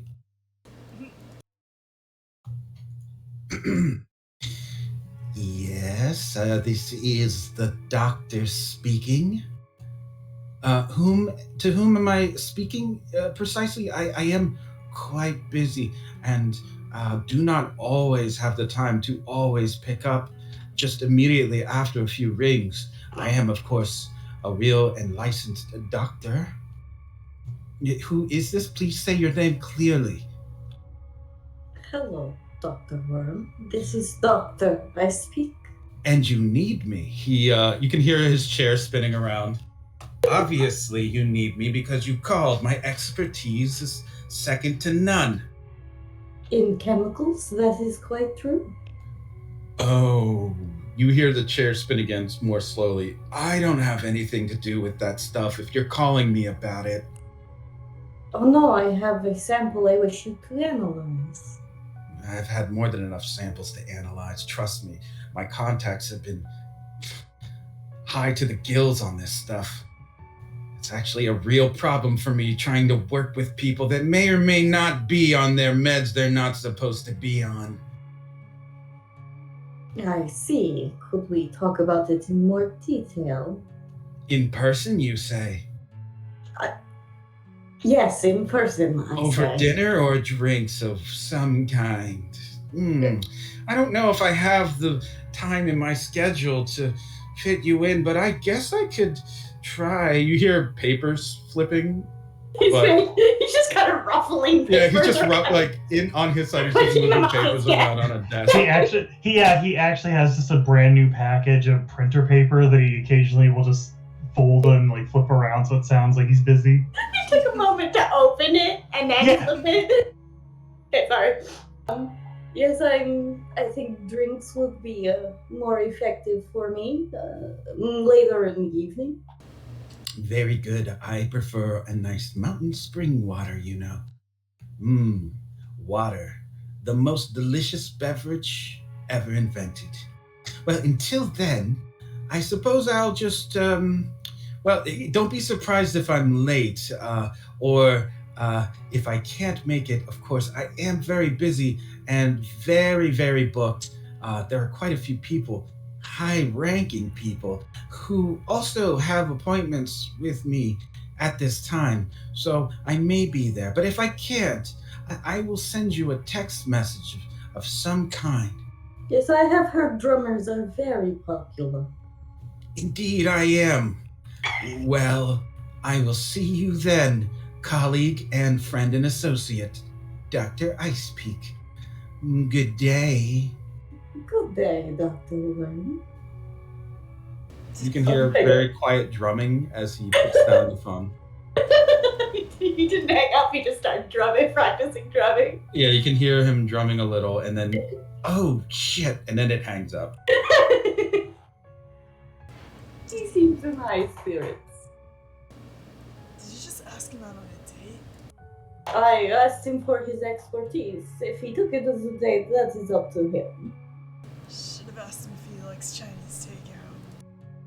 But I mean, that's true. You could invite him there. Oh my god. Can I call him back? Yeah, he picks up immediately. Yes, what is it now? I am informed we are going to Chinese takeout. Oh, who's we? Wait, is this another double date? Only if you have a partner for my muscle woman Enya. She's a bit...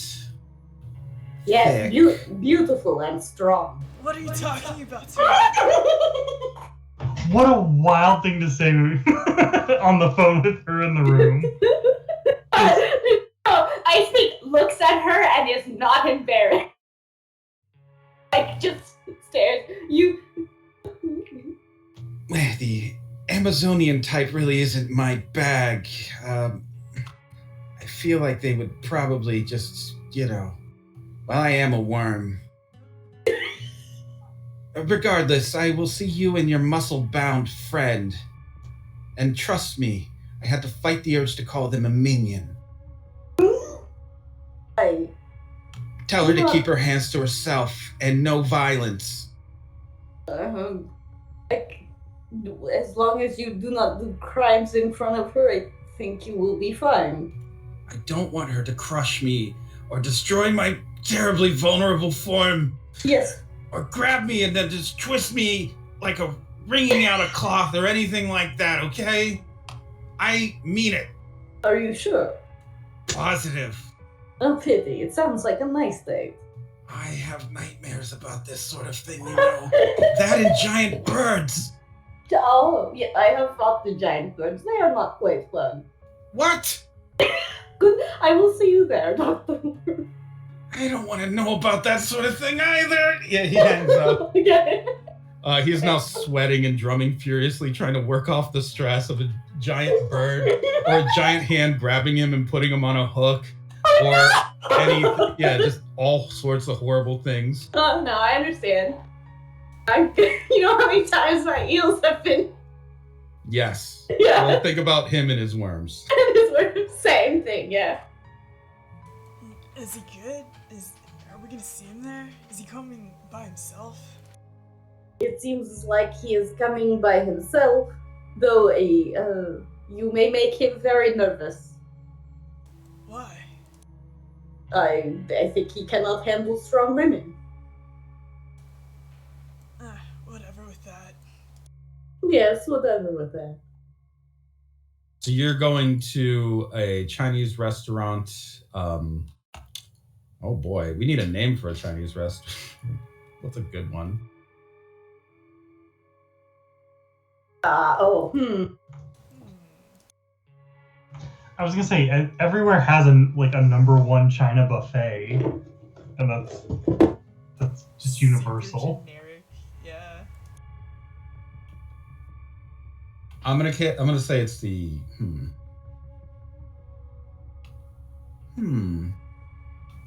This is an opportunity to make a music pun. I am looking up Chinese songs, but cannot read them. Yeah. Just gonna call it the There is an album named Soul of China. There's also Wildflower.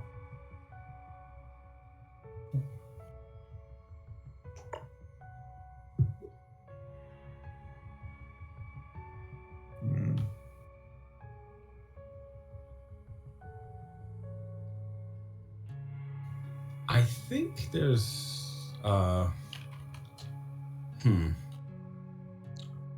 There's also an album named Chinese Fountain with a little beard.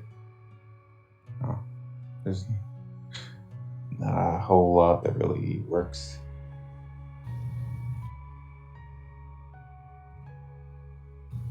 Yeah, I'm looking through them.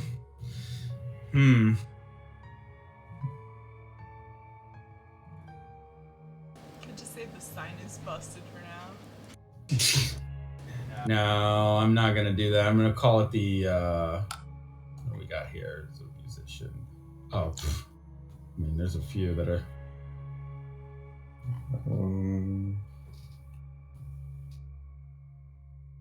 The Fan Wan Wan.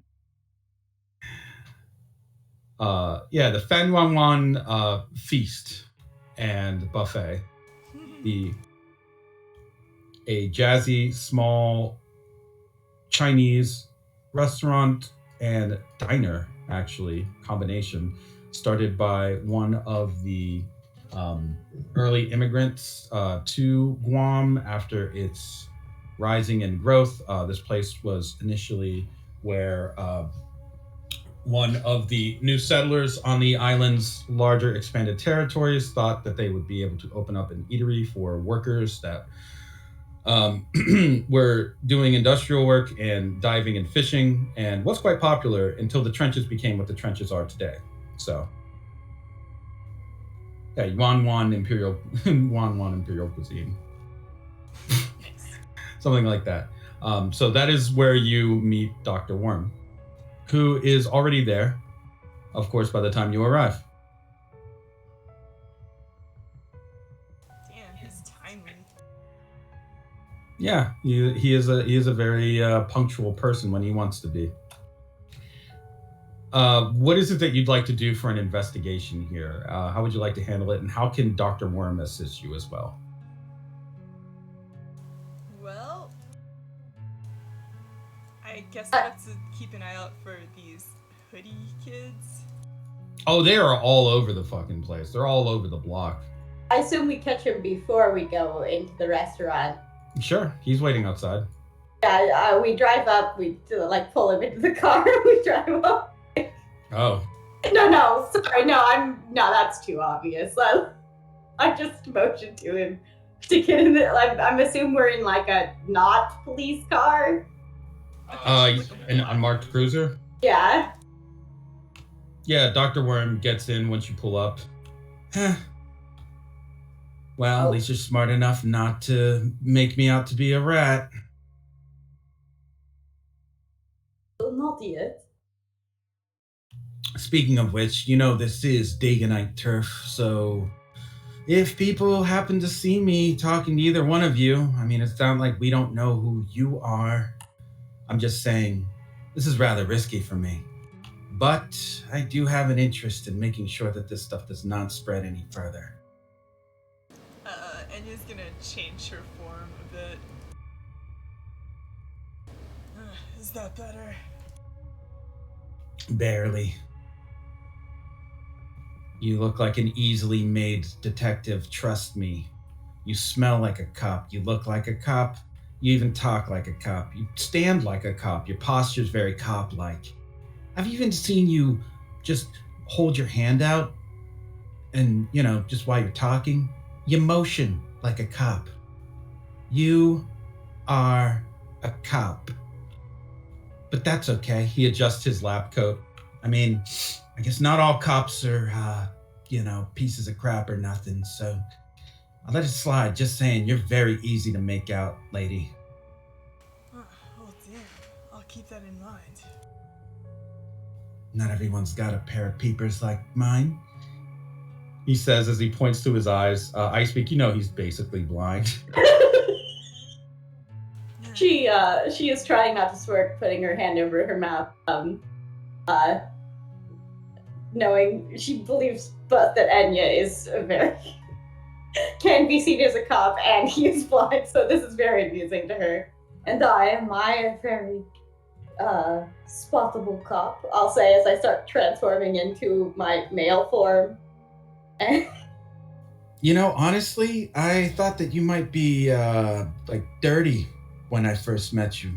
Something about, maybe it was you or your sister at the time, made me think bribes probably would work, but I don't know. I mean, that still could be true, depending on how much your partner pays attention. Am I right? Am I right, girls? Ladies? Huh? A lot of laughs, bribing the cops. Lighten up. What will you bribe me with? Money, information, whatever you need. An interesting game. Can I ask how Trace is? Yeah, you want to know about the commander, huh? He's been handling things a little bit hard since the Lords of Acid have moved in. He does not like them, and I think you probably would know more about that than me. He's hitting a little bit of a rough patch, I'd say, trying to figure out the cognitive dissonance required to deal with someone like them and work with some people like us. It's a little bit rough, not to mention Zella really doesn't like them. She's gonna get herself an acid bath if she's not careful. Yeah, they're pretty serious. I'll let Trace know you were worried about him. Were you thinking that maybe he might show up so you two could hold hands like big, giant, ugly babies or something? Enya looks stunned, and it looks like she wants to react to that, but she'll just ease up and blush. Whatever. Trust me, I'm glad it didn't happen. He adjusts his lab coat again. I'm going someplace where I need my appetite, thank you. And then he smooths his hand over his bald head as if he has hair there. Yes, you're very charming and attractive, so I take your word. Whatever. Yeah, if you're wondering if Trace is thinking about you, clearly he is. The man's disgusting. I mean, he can't even handle his emotions and all the lovesick garbage that he talks about, his memories and sentimentality. I mean, he can't even hold a conversation with a woman like I can. It's really kind of pathetic. Maybe I should give him some tips, but every time I try to do, it gets all mad, starts yelling and threatening me and picking me up and talking about how he's gonna kill me and crush me into little tiny bits. I hate it. But that's a personal issue. And honestly, I shouldn't vent about workplace colleagues to the two of you. You might see it as some kind of opportunity to try to drive a wedge into my organization, my friendship, my circle, and work your way through it, and then corrupt and destroy it, like the cops like to do. No, instead, things are fine with Trace, and he never talks about you, and he doesn't care. And he doesn't... Sorry. Do I look like I'm scheming some sort of wild mental maze like that? No, to be honest, you don't look like you have the RAM for it. You are charming. No, I really do just want to know that he's okay. Oh yeah, he's fine. He works out all the time. It's getting annoying to me. He's just always banging around while I'm trying to play the drums. It's fine. Can we eat now, please? I'd like to get back to my very busy day. I'm busy. I'm a busy doctor. A real doctor. Right, we acknowledge that. That's what we're looking to your expertise. Yes, of course, my expertise in the field of medicine and necrotics. Yes, He taps his fingers together. And chemistry. I believe I am the schemer. What can you tell me about the green? Hey, first we eat, then we flap our gums. Yeah. I love lo mein. Don't know why. Look, I'll go in and grab something, alright? Fair enough. Well, be quick about it. Come on, I'm hungry here. On the double, and also vegetables. Shrimp lo mein, and the biggest cup of water they got, and one packet of soy sauce. The electrolytes are very refreshing. You know what? I appreciate you telling me about Trace, so you got it. Why are you taking so long to get my food? I'm going. I'm gonna file a complaint with your department. The door's gonna slam. Just his lab coat in indignation. Now it's the two of us. I guess you do have some questions, so I can answer them. What do you need exactly? I hold up the evidence of the crystal thing we have. He takes it from you and looks it over into the sunlight, examines it. This is low quality. Looks like the starter kit, the cheap stuff. What is it that you need to know about it exactly? I assume you know more about its composition and who may be spreading it and its make. It's obviously the Lords of Acid, has their fingerprints all over them. How they're making it, I have no idea, but I have some suspicions. There are some organic compounds that are traced within these crystals. It's more concentrated the higher up you go and the more expensive it is. So whatever they're using to manufacture it, this looks like the stuff they probably cut with something else. In addition, the chemical works pretty ingeniously, I have to say, although I'm not a fan of the results. It easily passes the blood-brain barrier, even in mermen, which takes some effort actually, but the acidity allows it to create certain channels within the proteins that are right around the brain. It just loops right through them, goes right in and starts corroding things, targeting certain areas to elicit a sort of euphoric state before sliding the user into a berserker rage on occasion, or stupor, depending on their personality and their type. It has different effects on different types of mermen, but it usually comes down to making them dumber. I also assumed that it was probably made by a venom type, perhaps natural. That is one possibility. There are certain synthetic compounds present within this, however, that tell me that it's likely to be the result of something they've done to an initial treatment. In other words, you're probably looking at something that was created by a pretty potent blood type, then manufactured and processed in a way that allowed it to have a much more highly addictive wrapper or case or shell to the chemicals within. This, in turn, of course, makes for a highly addictive product that's also highly deadly, especially to humans. Now, if humans were to get their hands on this, and I have certainly seen more than a few try it out because they've been convinced to do so by their friends or social media, I can assure you the result is fairly deadly and fairly quick. Not instant death, which would be nice, but instead more of a drawn out suffering over 48 to 72 hours as the brain begins to completely break down and certain biomechanical features that are regulated by certain regions of the brain begin to lose their coherence, then functionality, and eventually they just die, stop breathing, heart stops beating, that sort of thing. The organs they don't get any signals anymore, No one's at the wheel. It would make sense, their motivation to stupefy land-dwelling mermen and kill humans. It's funny, actually. There was a time I probably would have cheered for something like this if it did just target humans. Kind of a shame. Whoever made this is no slouch at chemistry. Might even be on par with me.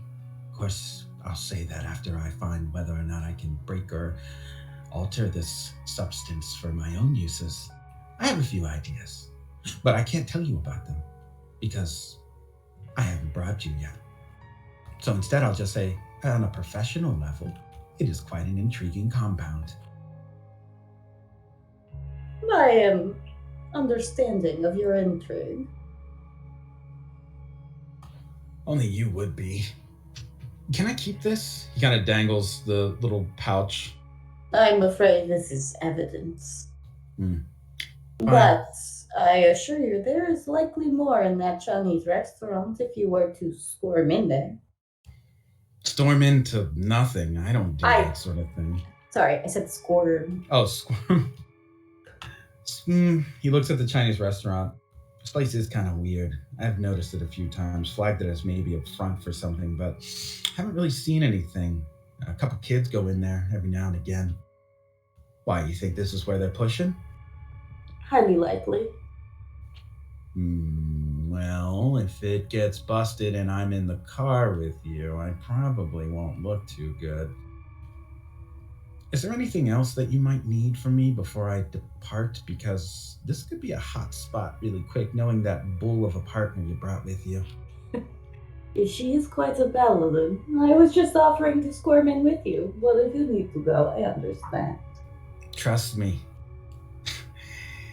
The only way I've lived this long is by not being where the danger is. You'll figure that out one day yourself if you don't get yourself killed doing this whole cop thing. How do you think I survived the twilight, dear? Fair enough. I guess you would know better than most. Till then, give me a ring if you ever need anything, and you're by yourself next time, or your sister. I just push him out of the car. Yeah, he just kind of dissolves in the worms once he's out of the car and just kind of leaves as a blanket of mass writhing, wriggling things. Yeah, he did not like the comment about her sister. Does he do that like at Enya's feet because she's probably Back with trying the to Chinese open his food. Just She's Just holding leave the his- bag. yeah, she's like, just leave his on the floor. Hey, wait! I actually got your shrimp lo mein and the soy sauce.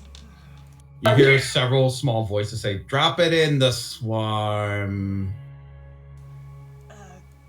She'll set the bag down. Wait, could you also deliver this? And there's gonna be like a folded up paper. Same protocol. What does that mean? Drop it in the swarm, lady. Just bat it out of her head. Yeah. Once he has his lo mein in the paper, the worms kind of swallow them up, and you just see this writhing, wriggling mass quickly make its way around a corner, nearly knocking somebody over. That letter's for Trace. Don't read it, alright? He's going to read it. You better not. No, he will. His curiosity will overcome him. I mean, if Dr. Worm does like take a peek at it, like it starts out with something cheesy like Trace, you're the light. Trace, you're the light I reach for in the darkness of all this. Nothing is as bright to me, like blah blah blah. It's cheesy like that. Okay.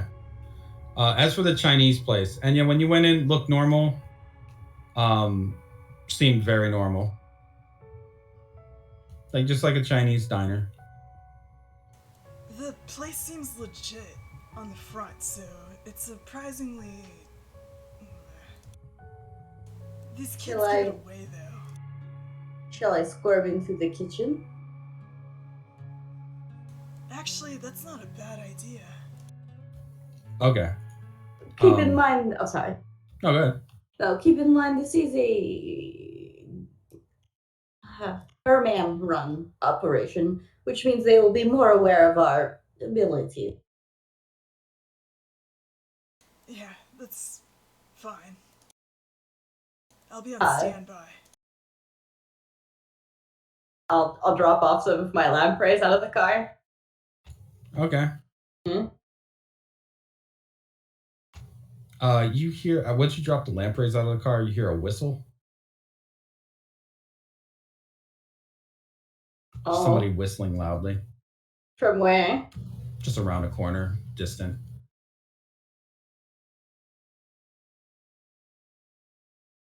Okay, does that mean they've spotted me already? You see the front door of this Chinese place get flung open, and a bunch of people just start running out into different directions. Oh, it's not just the front. There are people running out the back as well. You can see them kind of like sort of around maybe one of the alleyways with a fence in between you and them. There are like at least, we'll say, 12 people that are booking it into different directions away from this place. You have the ability to pursue them if you'd like, or you can investigate the building.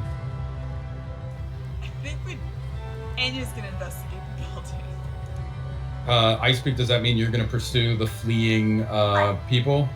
Sure. If I can at least tag them.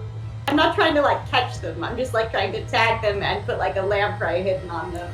Ice Peak, you're at a level of molecular control that you could take down this many people if they are not like highly advanced mermen. And judging by the way that they're running at normal human speed, most of these are just not high molecular control. In other words, it's very possible for you to take down 12 people by yourself. Okay. Like you can just you can wrap them up. Your eels are very strong, despite the fact that they get cut up with samurai swords, not with like, you know what I mean? Yeah, So okay. like you have a chance here if you want. I will try to. Okay. Then that is going to be the operation. Ice Peak spreading out into all those different directions, and Enya, as you're going into the restaurant, you notice that there is, it looks like they quickly, very hastily bolted, but there is a false wall with a hidden door that's been left slightly ajar near the back. Oh, well, time to check that out in this chaos. As you get in closer and slowly push the door open, you see something terribly disturbing. But that is where we will have to take a 5 to 10 minute break to decide what happens. To be continued. To be continued, yes. Take your 5 to 10. It's been over the 2-hour mark, so please take your break, and then we'll convene and figure out what we're doing together as a group. Okay. We should probably Yes. call for backup if it suddenly escalated like this. You could call your fellow detectives, obviously Claudia and Mikey, who have kind of wrapped up what they were doing with the whale. Yeah. Alright, cool. Okay, be right back. Take your 5 to 10, and we'll get back to it.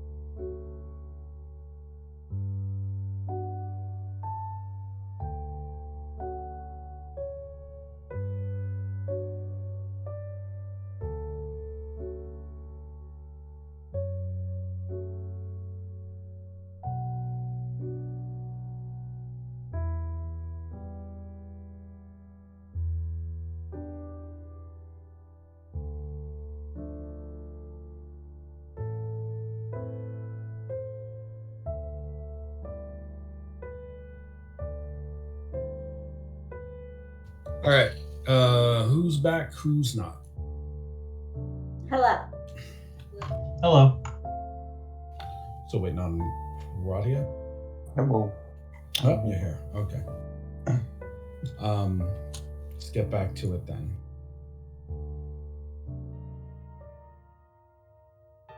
Oops, wrong one. Okay, so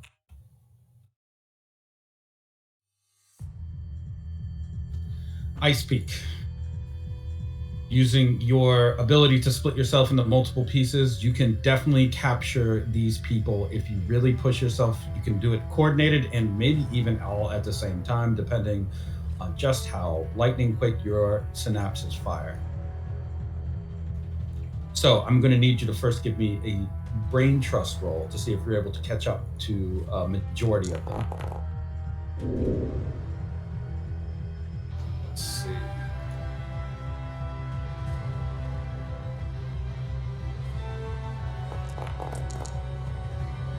Whoa. If you're gonna need to invoke it. How many fate points do you have left? I have all 3 right now. Oh, so you're I'll gonna need to invoke. invoke, yeah. A cleansing of corruption. Okay. Yeah. So you notice that as you're trying to catch them, it seems like some of them might get away, but you have that need. How does your cleansing of corruption help you to get that extra speed advantage? Well, I'm afraid that this will get out and start to get to humans. So as little of this drug getting out onto the streets as possible, before it really starts to. It's a drive for me, a need for me. Otherwise, I will see Dex. Right. This drug is a corruption here. It is most definitely one. So you're able to. How do you take them down?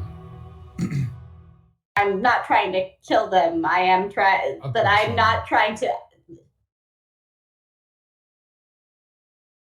I probably would attempt to entangle them, or like with my eels, whatever I can. Okay, so like maybe like it will still be horrifying, is what I'm. Half a limb for each person that you're taking down, a couple torso limbs to people that were sneaking out the back. You're able to. I mean, do you just want to bind their feet and like wrist? You could basically hog tie them, I guess, if you wanted. Is what I'm saying. Yes, or to each other if they are close enough. Like I think each individual wrapping would be different based on like how many eels gets to which one first, you know? Yeah, definitely. Yeah. One of them is, we'll say, a Hulk type, so they're gonna be able to like muscle their way a little bit more than the others. Wait, so Can I? Oh, sorry. No, but what's up? Would Enya come across this guy on the way in? Oh no, they're all running out. So Enya, you're just in there by yourself right now. Like it's an empty spot more or less. Okay, never mind. Okay, now I speak. What were you gonna say? Sorry. Oh, the Hulk one. Can I just like tag him unknowingly so that I can inform Kradia and Mikey as to their direction, his direction? Oh well, yeah. As long as you have one eel that can like wrangle a Uzik or get on the radio, that sort of thing. Well, I can. Yeah. Yes, correct. I can leave one in the car. Yeah. To communicate. Mm-hmm. Plus, I usually leave one with Mikey and or probably also Claudia. Whoever would allow it, I would leave one. I'm basically a radio. You're this one that you're trying to take down. The others are fine. This one, however, is like he will break out of this. You're getting a compel right now. Okay. It'd be way easier to just electrocute him. Compelling your Twilight Depth. This guy's a criminal. It's pretty obvious. Okay. You could just shock him. Okay, I will shock him every time he tries to get up. Okay, using your ability to channel electricity, you begin to shock him. Your eel goes dark. Whatever one was on him, Oh no! you're not connected to it anymore. Oh, it's singing now. Somewhere there's a man with a singing. Yeah, you get 1 fate point back. Okay. But yes, there's distant singing, and electrocuted screaming sounds coming from around the corner down an alley. Oh dear. I'll try to end up that way. Okay. I know there's. I'm probably smaller now, but I'm trying to hurry up before I accidentally electrocute him to death, which I feel is a possibility. I'm trying not to. All right, that guy is cooked. He's not dead, but okay. he's out. I'll reach in and pull my own electric eel off of him. Oh, it's not there anymore. What happened to it? It's gone. Slowly behind you, as you're looking for it, something is descending from a fire escape. Okay.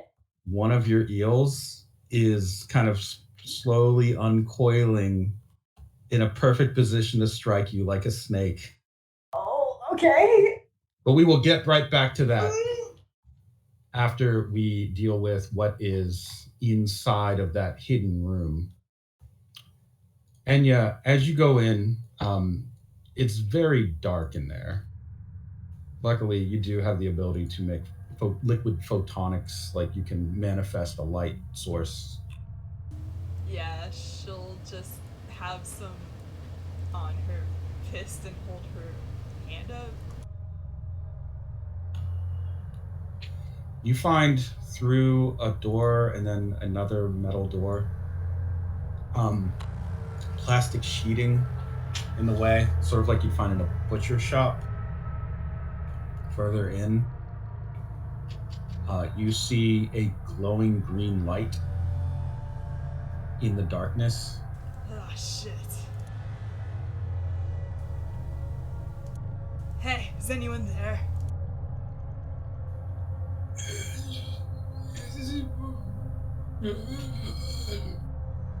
You hear strained moans and mutterings.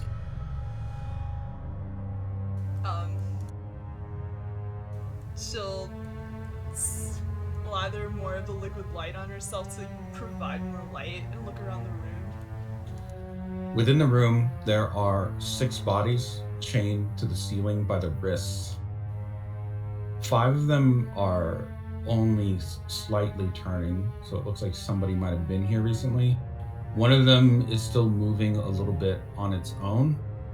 The bodies are impaled by green crystals, and there are buckets placed beneath their feet as they hang from the ceiling. Holy hell. These are very broad buckets, the type you would use to drain blood out of people or animals or carcasses. In this case, you can see there are small scraping tools and hammers on tables around the room. The one that's still muttering and breathing raspily is now just making very pained crying or sobbing sounds.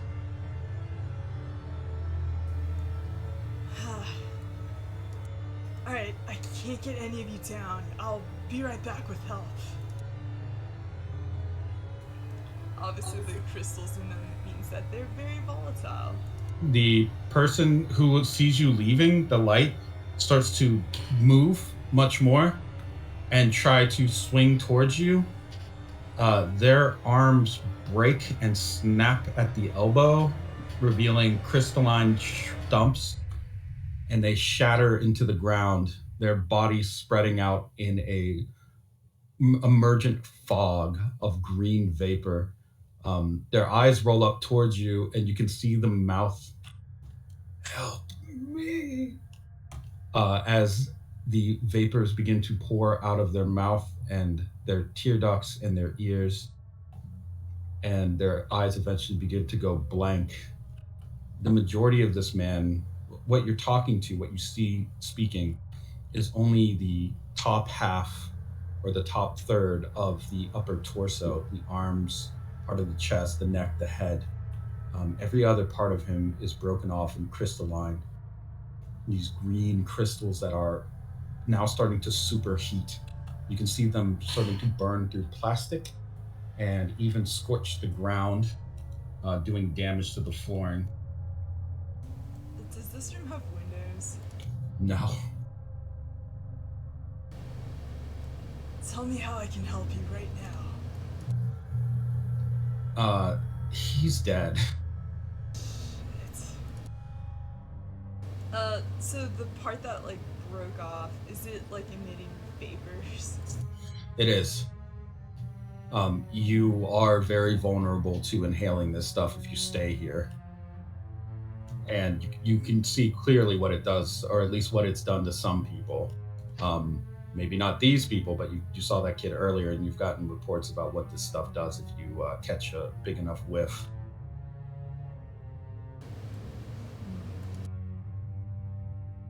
She's gonna try to, with like her coated hand, try to see if she can touch a piece of crystal that is on the ground. When your light makes contact with the crystalline structure, it actually begins to blacken and crumble.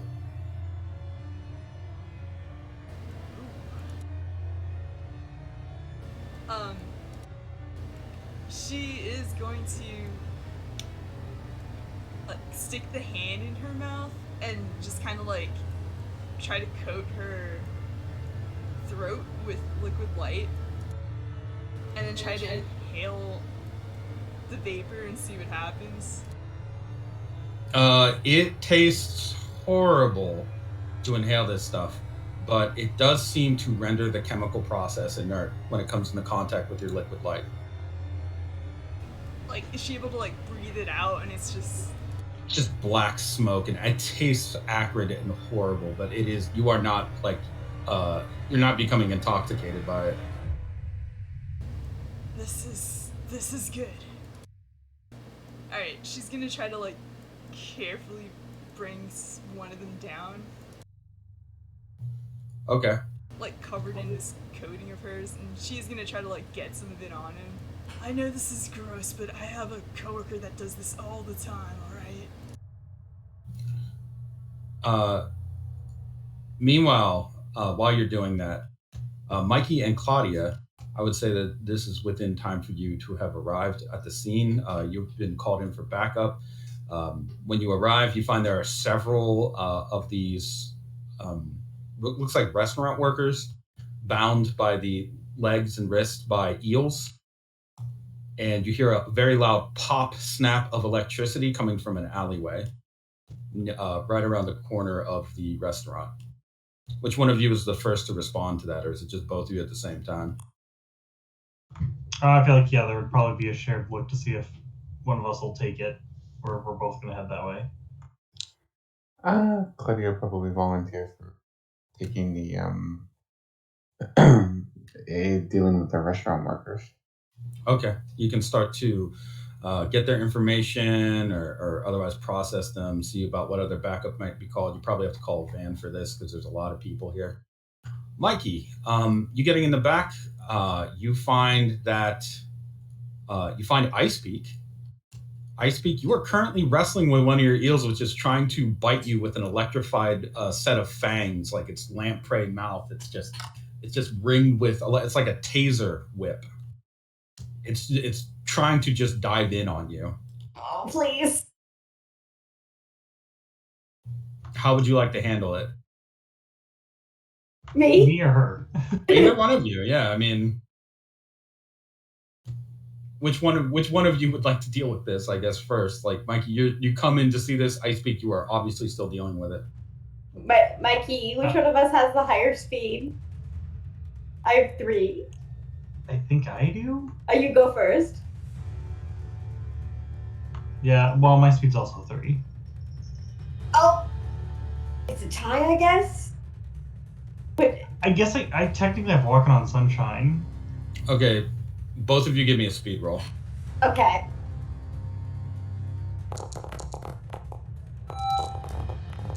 Oh. Oof. Mikey, you are able to grab hold of this thing. It was going to turn around towards you. That speed roll that Icepeak just rolled was an offensive action against you. It's this No. eel trying to attack you.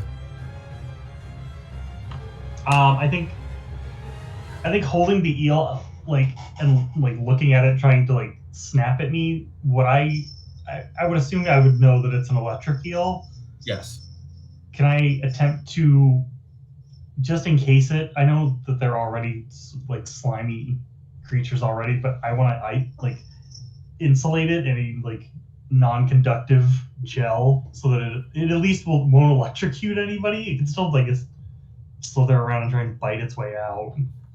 I speak. As Mikey is trying to do this, you can hear the eel talking in a voice that is a mixture of yours, and it sounds like a very strained older woman's voice, speaking in High Germanic or High Old Germanic. Okay. And you can translate it in real time. What it's saying is, we used to cut grass and canopies and knock trees to pieces. We used to cut through. This is no different. We cut through sky. We cut through clouds. We cut. We slice. And you can see your eel actually starting to gain some of the coral chain apparatus that appears around Death No More. Oh, And okay. a scalpel-like blade emerging from its mouth as it starts to angle itself to do a lancing attack at Mikey while he's trying to restrain it. Knowing your eels, your lampreys, your attachments, how they move, this thing could strike him right in the neck with this coral steel blade. Does it have mine, or has it produced its own? It seems to have produced its own. Okay, I will pull out my own blade, turn my arm into a whip, and try to cut it down before it gets to Mikey. You want to, how do you want to cut it? Just decapitate it? Probably in half. Okay. So Mikey, while you're wrestling with this thing, you only barely catch the glimmer of coral steel that has emerged from its mouth. And just as you might have prepared to strike it down, I speak, I'm going to need you to give me 2 speed rolls. This is you fighting yourself.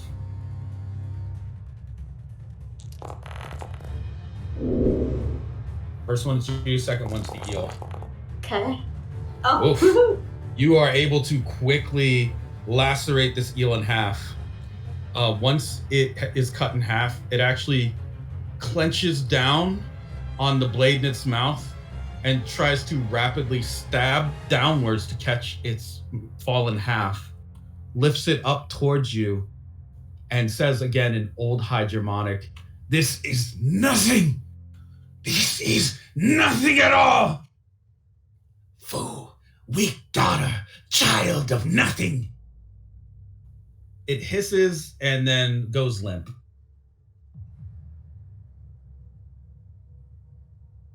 The eel is dead. I walk up to Mikey. I apologize. I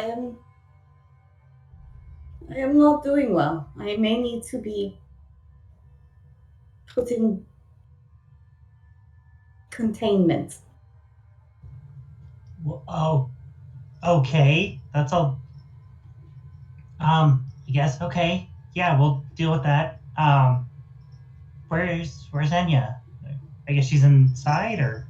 Yes, she entered as I captured those that fled. Okay. I'll be back. Or, well, I guess, do you need somebody here in case you decide to freak out on yourself again? It seems to be only small parts of me. I will bag this. Please go ahead. Okay. Sure. And I guess I'll go inside to see if Enya and Claudia need help. All right, you leave Ice Peak by herself, or is she by herself? Never by myself. She's never by herself. She's Yeah, true. But you can hear it just distantly, almost underneath your own pulse or heartbeat, that old High Germanic song, just quietly. It's singing from maybe some of your eels, or it's just something is singing very quietly to you. I would like to inspect its the body and the scalpel, but we can jump to Enya. Yeah. Handle that in a bit. Enya, as you are trying to lower this body, you maybe don't notice that someone is stepping out of the shadow, adjusting their coat, their jacket. Okay. She's like concentrating on doing this as gently as possible. Oh, he has the wrong token. The person stepping out of the shadows is someone that Mikey ran into before. It is the acidic leviathan, Khan Dekondi. He is very, very quiet. And when he steps out, he first takes a moment to observe the rest of the room. He begins to walk in a circle slowly behind you and stops when he hears the approach of Claudia. Does she sense him? There is a different smell in the air. Yeah, it smells like it already smells bad. Don't get me wrong. Like there's that acidic, there's that vapor everywhere. But this guy, he probably pings a little. Yeah. Yeah, she'll straighten up, suddenly unsure of things. Hello? He doesn't talk to you. You know these guys. They don't make friendly banter. He's just looking at you like the way that an animal would look upon you if you stumbled on them while they were killing something. It's never going to be a very easy time with any of these guys. She might get a little bit nervous considering she does suspect the Lords of Acid are involved, and she's vulnerable when she's by herself because she's a coordinator. She will turn around though. Does she see him? Yeah, you can see him fully. You know what these guys are like. You know, you've probably fought them before. They don't take prisoners. They don't allow themselves to be taken alive. And they do as much collateral damage as they can when you try to arrest them. It's part of the reason why the law enforcement back in Atlantis really didn't like to ever have to do that. Who do I have the pleasure of being in the presence of? Khan Dekondi. And you. What is your name? I'm Officer Enya. And I'm gonna say, this is quite the mess you've got here. I know you're not gonna want to just go along with being arrested, so... What do you want? The answer is nothing at all. He starts to step backwards. I don't need to be here, so I'm not. Chase me and I'll kill as many civilians as I can. I'll take them out one by one. Kids, old people, won't matter. You didn't see me here, so don't bother. So long. He presses himself against the wall and begins to dissolve backwards through it. Chase me if you want to see a lot of people die, lady.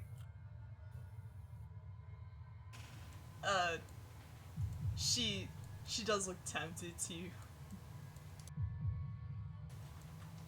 I happen to have a lot of hostages right now, so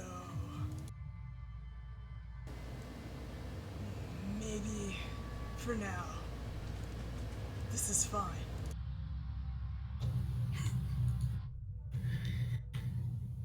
You can hear just quiet laugh as he just dissolves fully through the metal and concrete and leaves behind this crumbling facade of a shadow, and then just begins to push out slowly through the other side out into the back of the restaurant. That's where I guess I speak you are. Oh, So you see this figure just slowly leaning backwards out through the wall. And then you watch as two large arms, segmented arms, push out of his back, punch into the ground, and pull him out entirely until he's entirely horizontal, now walking along the ground on four of those extended pincer arms, those legs segmented. He doesn't seem to notice you at first, but slowly he rolls around as if underwater and then spots you. I prepare my scalpel. He just reaches one arm up towards a wall and begins to pull himself up to the second floor of the building behind the Chinese restaurant. It's not very quick, but he is basically moving with the stride of a giant here. So he's spider climbing up this. Yeah, like Doc Ock style, basically. Yeah. These segmented arms that are and legs that are coming out of him. This really is your primary suspect here.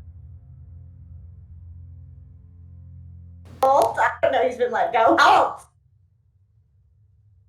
What's that? Halt! Halt. Halt! Yeah, he just laughs when you say that and keeps going. He's not gonna halt. No way. Okay, I guess I'm climbing up the building now. If you want to pursue him, yeah. Yeah, you have comms, absolutely. I do. You all have an eel. I say he's heading up the building.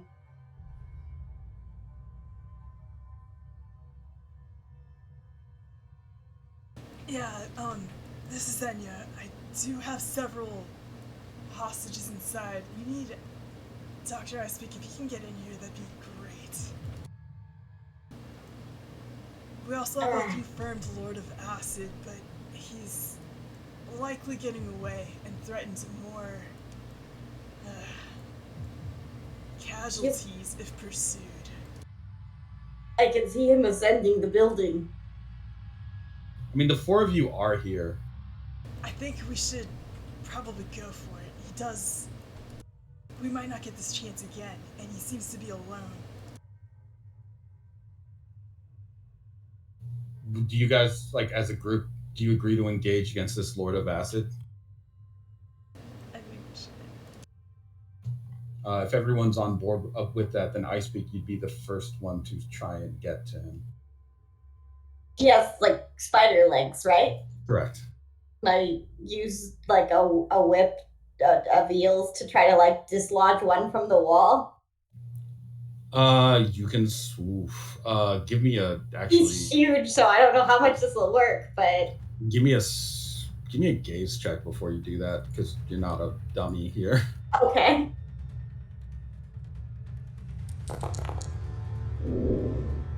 Ugh. 0. Yeah, it seems fine. Oh no. Okay. I'm gonna get swung about. I mean, is there any chance that I could say over the comm as a coordinator move to give a boost to someone? Can someone keep their eyes on him? Don't let him escape. Can I just leave an eel after I whip the leg and leave an eel on him? Oh, you can leave an eel on him, no problem. He's Yeah. not fast really at all. When you do though, your eel is basically impaled by the very numerous spines that his body has along the legs. No. And the moment they pierce, you can see your eel immediately start to sizzle and dissolve.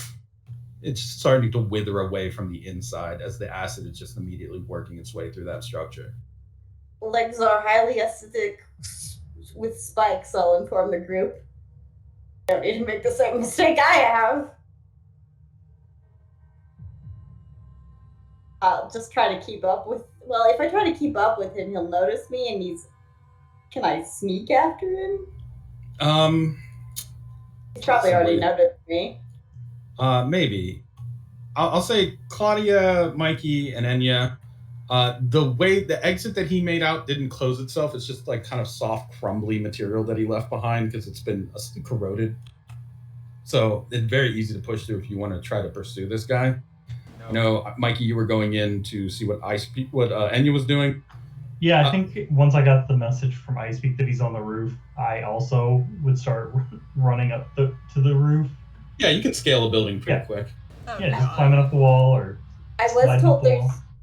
people that need help as well. Oh, inside? I mean, those guys. No, they're all dead. They're all really. dead. Okay. Yeah. They're all the people that were being used for harvesting are pretty much dead now. Yeah. Damn, I thought they were barely alive. No, just the one was buried alive. The others are definitely dead. Hey, well, she'll set that guy down if she's able to get him down, and then she'll go in through that hole. Yeah, Claudia, you're gonna have to take the long way around because that room is filled with deadly vapor. You will have trouble unless you can think of a way to use your. I guess you could just like clamshell over your head and then just like bum rush through a wall and not breathe anything in. Pretty dangerous, but you could potentially do it. I think. How would you like to pursue this? She would probably take the long way around and like hearing that he's on the roof. I guess instead of try to go like follow, try to cut him off instead. Maybe if they've told us where exactly he's actually going. I mean, don't we have like we have like a link to each other? Yeah. We can just have like our little sort of hunt party frenzy going on.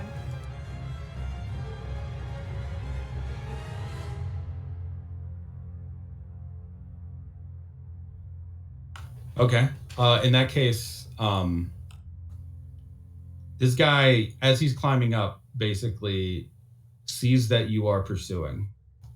And true to his word, he is going to start making obstacles because he is a Leviathan and he can easily punch through walls and tear out foundations and supports. The building that he's climbing up, as he goes up, he begins to push his spine legs through vital supports in the building, exposing people inside of it. You can see them inside and screaming. And the more that he is doing this as he's ascending, the more the structure begins to shake as he eventually makes his way up to the top, flips backwards, dragging his arms up through the air in a circle, and then brings them down, crashing onto the roof, sending a huge shockwave and split through that side of the building. You can see the people inside are trying to flee or cling to anything they can, as floor by floor, this building is beginning to just get split in half like a blade just went through it. Kondi, once he's on top, folds his arms and begins to sway backwards, moving lazily across this shaky roof, waiting to see what your reaction is, as now there is an obstacle of 7 in the way.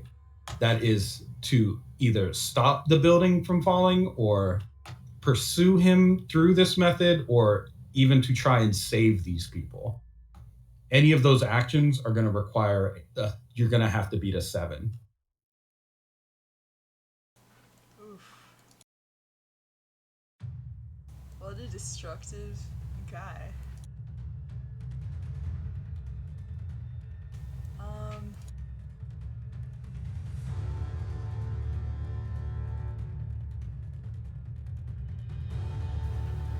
So there are 4 of you though, and you move faster than normal people do. So you can each take a role that you want to do here and split up and try to, basically, you have a few tasks here depending on what you want to do.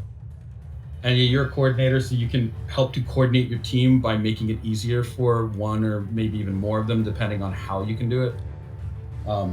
Meaning that you can create an advantage for them as you are trying to coordinate them to, I guess, stop these people from dying.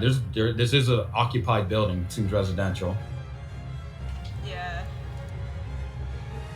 Is there any any chance that she could maybe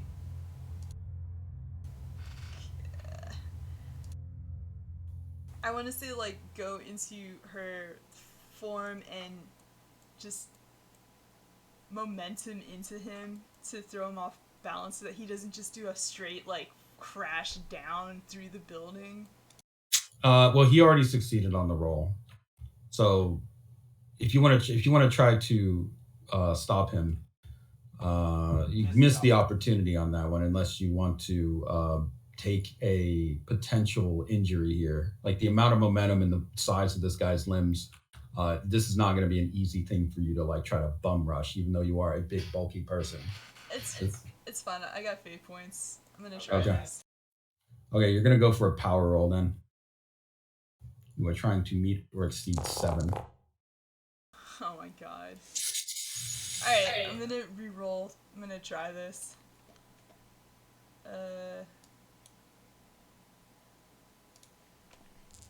I'm invoking. Oh my god. Wow. Maybe I shouldn't bother. But I'm gonna invoke. I love everyone. I gotta try to save them. But this might not work. Okay, you're gonna take the stress of the attack, but you will be able to at least stop him from having such a huge advantage with his roll. I will say, actually, this is for a compel. You can take it. It's not a compel. You have to pay fate points though for it if you resist it. I'll give you the opportunity to super fail for a. You basically already did, but like fail even further for the advantage of giving your team time to enact their plan.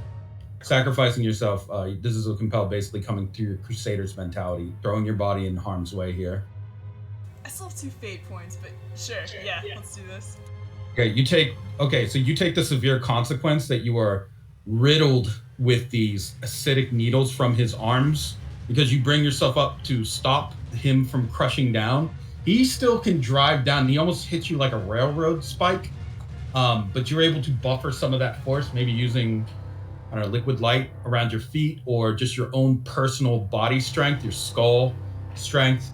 You have a severe consequence on you right now, but you are able to do that for them. So if they can't do something to back up your play right now, or at least like support you, this guy on his next turn may be able to just take you out. Yeah, I'm about to get jacked up here. But that is what we will see, what will happen here. So you have Ice Peak, Claudia, and Mikey. Which one of you has an idea of what you want to do here? There's saving people, reducing the damage to the structure, or just straight up attacking Condi Condi. I guess I could try to make a net and catch the falling people, including maybe Enya. A net out of Eels. Yeah, I guess that could work. Yeah, why not? Do you want to try to catch these people by linking your eels together into a net configuration? Yes. Go ahead and give me a range roll. Oh my goodness. Oh, it's my lowest roll. Yeah, you're gonna have to beat a 7. Oh god. Good luck. Yeah. Okay, I mean, you have 3 fate points, don't you? I do. I can get 8 if I spend all of them. You're gonna have to, unless, I mean, any reduction here under 7 means that those are people dead. No, I will spend all of them. What are you invoking? My trouble is life leech because I can't seem to stand to see people die. Brainy swarm to know exactly where they will land and calculate like the best points of connection to like probably rubble to make a better net, you know? Okay. Like the angles and stuff. And then like I guess, oh man, what's the last thing? I guess just cleansing of corruption again because All right.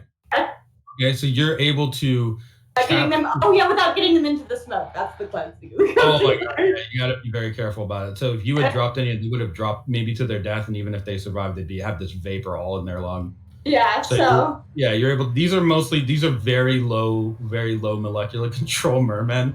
Like one of them has like a walrus head. Another one's like basically a full on like flounder, with like just small legs. Around. Yeah, it's flopping around in the net. In fact, all these guys are like sea life flopping around in a net trying to get out. But they're also calming down like, oh my god, what's happening? I just put down my first payment on this place. My security deposit, man. So you do manage to catch them. Mikey and Claudia, that leaves you up next. Which one of you would like to do something here to try and assist?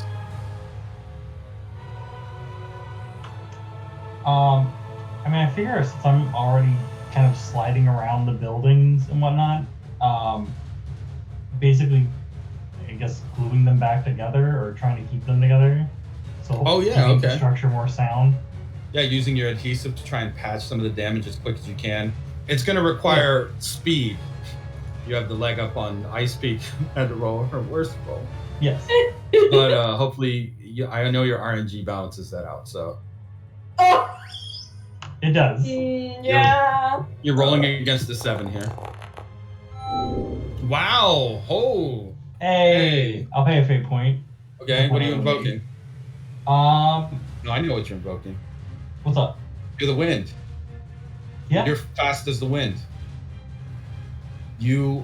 As you're moving, you can feel your person, like who you are, blurring a little, as if you are like basically the wind itself. This is not an aspect present on your sheet. Not only that, you're able to twist and rotate your limbs in such a perfect formation that applying your adhesive goop is just like a brush stroke. It's extremely simple and efficient. You're also becoming a little bit more jacked as you do this. So before you know it, you're like a little bit more, got that muscular, ropey muscle again, and you're also just very easily applying your goop. Feels actually quite fast and efficient to do it this way.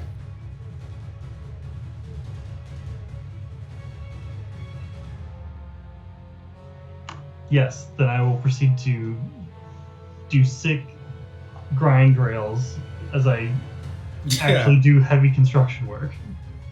For a moment, you notice that one of the people that Ice Peak is about to catch looks like a pretty muscular person too.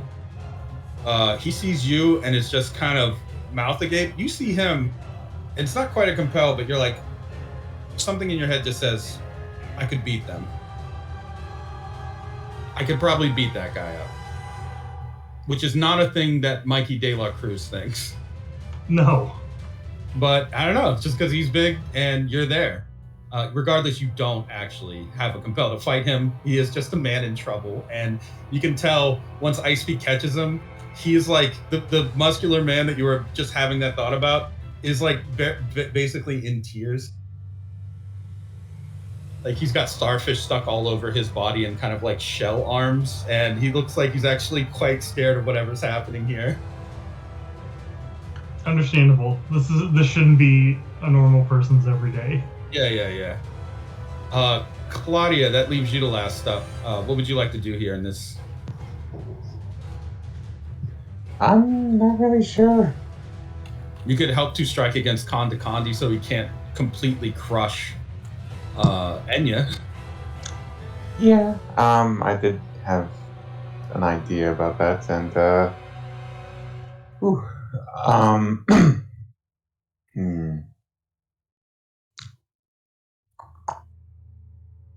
I guess what she'll do is she will, let's see, probably call it her stand, like a stone, and try to lay the stones all over him so that he's all weighty. Okay, luckily your stones are not fleshy, so the poisonous spines aren't going to affect them, but you're going to land those stones perfectly, you're going to need a Also, a range roll. You're going to need to meet or exceed a 7 with a range roll, basically, if you want to land all of them. Well, that's unlikely. You never know. A 3. 3. You don't have any fate points. I thought I had at least 1, but that wouldn't be enough. Well, this is where we can work some compels in. You want to give your boys a world worth living in, and this guy and the Lords of Acid will 100% eat your children alive. They have no problem taking out any small, innocent, young mermen.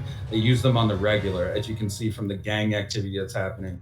There's no moral quandary. They don't even have that moral within them. That is one compel. So you can push yourself even further. Another compel is that people need help. This is also not an aspect on your sheet. They need help. Will you accept those fate points? I guess you have no choice. I have no choice, so yes, I accept it. Okay, so you are able to land those rocks just fine on him. If you spend your fate points invoking your aspects. Which aspects would you like to invoke for that? She will invoke her drive and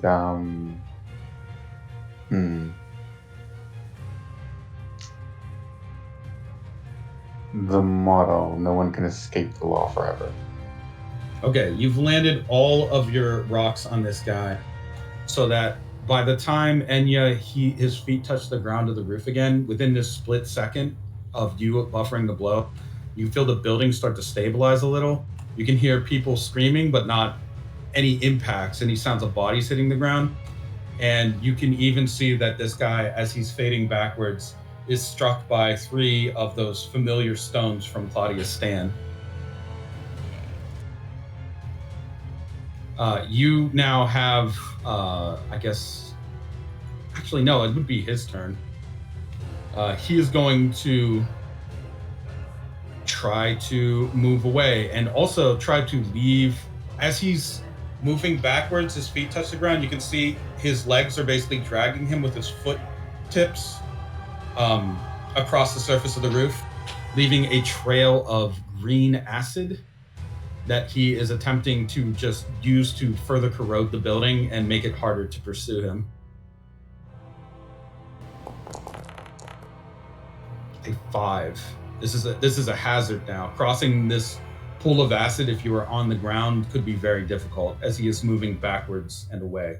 Although, Claudia, you do have your stones on him now. Actually, you'd be down 1 fate point because you had to. Technically, you have to spend a stone to activate your reverberations. Right. So, I guess I'll put you at a deficit. We won't worry about it right now. You have the ability to change one of his pluses to a negative if you want. But you may also need that for something else. You never know. So it's up to you. Yeah, I'd save it. Yeah, I'll save it. Okay, Enya, that pool of acid is actually coming right for you. It's rushing along the roof now that it's slightly tilted, so it's like a small wave of this corrosive liquid. So you're going to have to give me a roll against a 5. How would you like to avoid this acid? Well, she's not fast. Kind of my only shot is to see if this can also be neutralized with liquid light. Or enough of it, maybe. Okay, give me a power roll. Man, my rolls today. Gosh. Okay. Yeah, what are you invoking? Crisis Negotiator. Okay. Go ahead and okay, you're doing it. Wow, good one. You actually do manage. So your liquid light has that counteractive ability to the acid, just like it did for the drug. Like it neutralizes and overwhelms it if you can conjure enough of it in a high enough concentration. So you're able to at least stop it from running into you in a wave. It is now your turn. Okay. Could I make an advantage for my teammates by neutralizing the path he's leaving? Yes, you can do that. No problem. Like you can basically like use your light to part the green sea, as it were, for your comrades here. Yeah, is there some way I can make that like my coordinator boost? Yeah, of course. Alright, cool. Okay. That means that up next would be, I believe, Ice Peak. You have used your eels to hold up these people. What are you gonna do now, though? Because your eels are so scattered, holding these people, you may not have the remaining mass to muster much against Konda Kondi. What would you like to do here, Ice Peak? I guess get them out of the building then. Okay, yeah, you can Yes. start to move them. You can move them to the rooftop of the Chinese restaurant if you want. That is like Okay. safe staying around. That doesn't make me very helpful though. No, I mean you can do that and then take an action. Like once you've moved them, I'm not gonna make you waste an action. Like just Oh. not killing people. That'd be ridiculous. Okay, I start to slide them up there, and there's basically like a free aisle that Enya has made. Yes.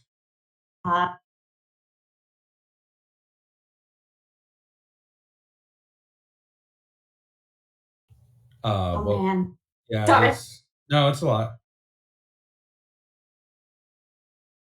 How can I create an advantage for my friends is basically what I'm trying to do. You can. Oh, Yeah. guess are there I can see the acid pit now. Yes. There's dead people in the acid pit. Yes. I bring them to life. Okay. Well, you can't animate them in the way that Dr. Worm can, but you can animate their holographic ghost. Yeah. Yes.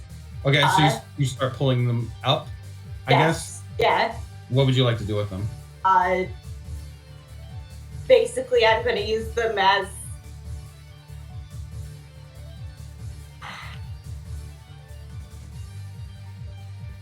Mikey needs to get up there, right? Without touching Yes. any of the legs.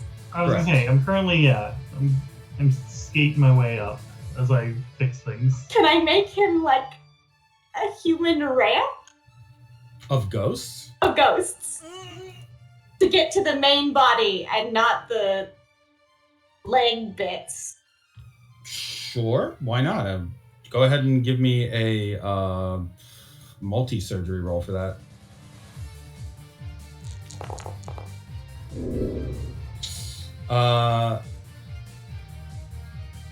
Yeah, I would say you need to invoke to create an advantage. You don't have any fate points left. Or can you compel me in some way? She uses the liquid light, which has no viscosity to it. Could that give her the boost? Yes, that would be her burning your coordinator boost, but yes, that is possible. In which case, then, Mikey, you have now a +2 that you can use for whatever action you're planning. But before you do that, seeing that you are revving up to attack him, Konda Kondi is going to just use one of his giant arms to sling like the chimney of the roof towards you, Ice Peak. He's just going to throw it right at you. Okay. Oh dear. Oh. You're going to need to, well, you can't catch it, obviously. So you're going to need to speed your way away from that one. Can I go through it? Ah, okay. Yeah, give me a slither roll then, I guess. Just dissolve. Yeah, just break apart the eels and go through the hole. I imagine me just like slurping right through the hole, yeah? Yeah, I mean, you're going to take 4 stress as some of it does make impact, but Okay, yeah. yeah, once it passes through you, or you pass through it rather, you're going to merge on the other side and just recombine into your full self. Yes. That's fine. Mikey, Slide on through. it is your turn now. Yeah, I guess I'll keep going up, and I guess I'm the closest, maybe? Yeah, Doesn't go matter. use the ghost ramp. Well, I was gonna say, yeah, I've got a sick ghost ramp, and I still have a gun. That's true. So yeah, I guess I will use Ice Beast advantage to do a sick ramp trick. Okay. And shoot him. Alrighty. Give me I guess give me a good eye sniper roll. Wait. Yep. Oh, sorry.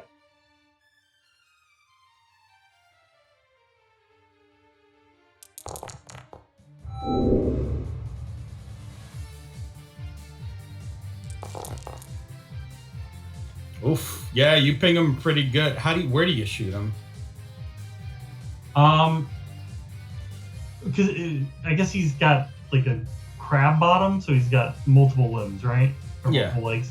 Yeah, I guess I want to go for like the abdomen or like thorax, Okay. whatever. Because obviously I can either take my time and try and shoot his legs off individually, or I can just shoot his upper half from his lower half. He brings one of his limbs in front of himself to block the shot. It still does stress. You can see it's part of the shell crack and vapor emerge from it. But yeah, his body is just like a normal human body dangling between all these monster limbs that are emerging from him. So that's his abdomen, that's his center. It's just his body. Gross. Yep. Actually, no, you do more because you have the +2 advantage that Enya just gave you.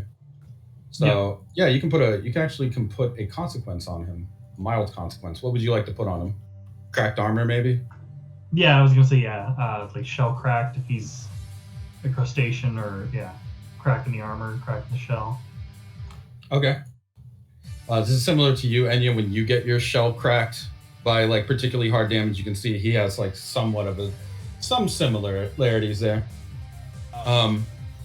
He is going to reel a bit from the shot and try to speed up a little, as he is now going to try, and he cannot make an escape. He is not faster than any of you, but he is definitely bigger, which you can tell because his limbs begin to bulge and push out more out of his body. He's going to simply raise one. You can see that the very large spike tip on the end of the leg begins to rotate rapidly until it becomes a drill. And not only that, but it's starting to spit off little flicks of a green liquid that is running up the spiral of the drill. In other words, it also has a channel for acid. He then raises his body up high into the air and drives this drill right through the center of this building, down deep into it too, like enough to, you can feel the entire building begin to shake violently now. If he had done this when there were people inside of it, it's likely none of them would have been able to survive something like this. He has created an obstacle of 4 because the building is going to be destroyed at the end of this round. Attempting to deal with him is going to mean you have to pass a 4 to even get to him as the building is beginning to fall. But this building is lost. That puts it at your turn, Claudia. Oh boy. I think seeing all this, she's gonna go ahead and let's see.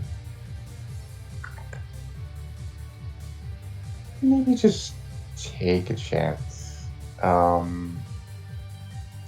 The building is mostly empty now, people, right? Yeah, it's Icepeak managed to get them out with her nets. They're netted and on a different building. Yeah, they're currently watching wrapped. Their attention is fully on this fight. They've never seen anything like this shit. They're watching a full kaiju battle occur. You even hear one of them scream out, "Kick his ass! Fuck the Lords of Acid!" Oh boy. Okay.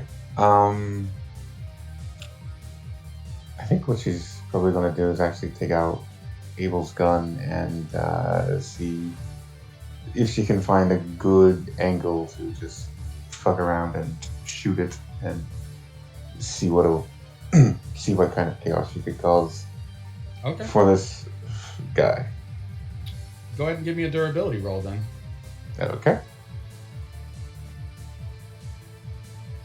Durability. This isn't a roll to see how much damage you do.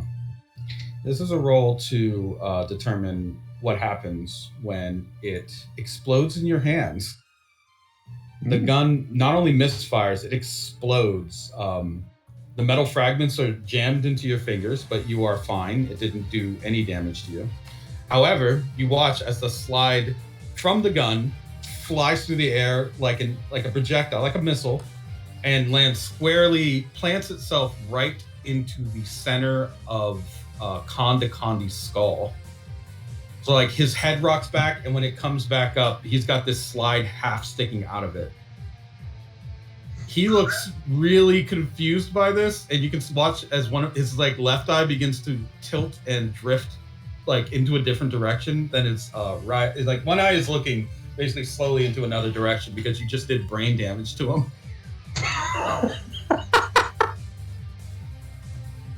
He tries to steady himself, but the rapid loss of balance causes him to fall backwards into the collapsing building. It is now his turn. He's going to try and stop himself from falling as best as he can.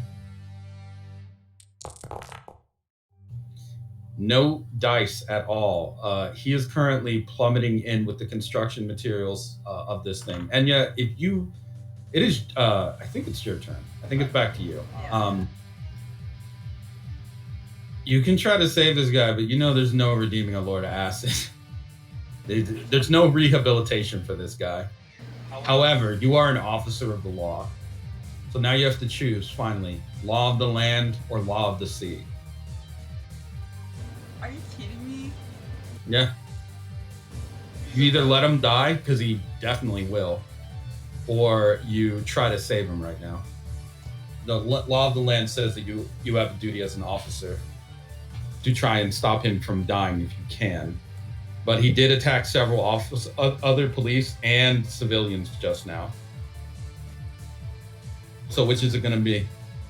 He's just falling to his. Yeah, if he falls in there and then all this building material falls in on him, he's going to just get crushed to death. Sounds like a law of the sea, honestly. Sounds like a what? She's just gonna choose law of the sea. He's a Lord of Acid. He shouldn't even be up here. Okay. Then you watch as he begins to collapse. He doesn't even bother trying to reach a hand up or scream for help. You can just hear him laughing. Hell, Avicii! As several steel beam supports begin to pierce through his limbs and separate his spider arms away from his body, you can see him pull down his mask and begin to laugh at you wildly, acid spewing forth from jagged teeth. He just stares at you and screams and begins to dissolve with this wrathful rage. Rage twists his expression into pure malice, and he just starts to melt and dissolve away, screaming the entire time. Oh man, her team might not know it, but she's like relishing the view inside. For those of you who are not, first of all, Enya, you need to get the fuck off that building because it is falling in. It is definitely It's collapsing. literally held together Yeah. by glue. And that's But not I gonna know. hold it yet. So I'm assuming you would depart off of it. Yes. When the rubble is finally finished falling and the smoke clears from the destroyed residential building that Kondakondi is inside of, you can see what looks like it's stretched out, but it looks like burned into the destruction is the silhouette of a man, arms and legs outstretched. It looks like he just laid back and turned into acid and dissolved down, in like causing further damage.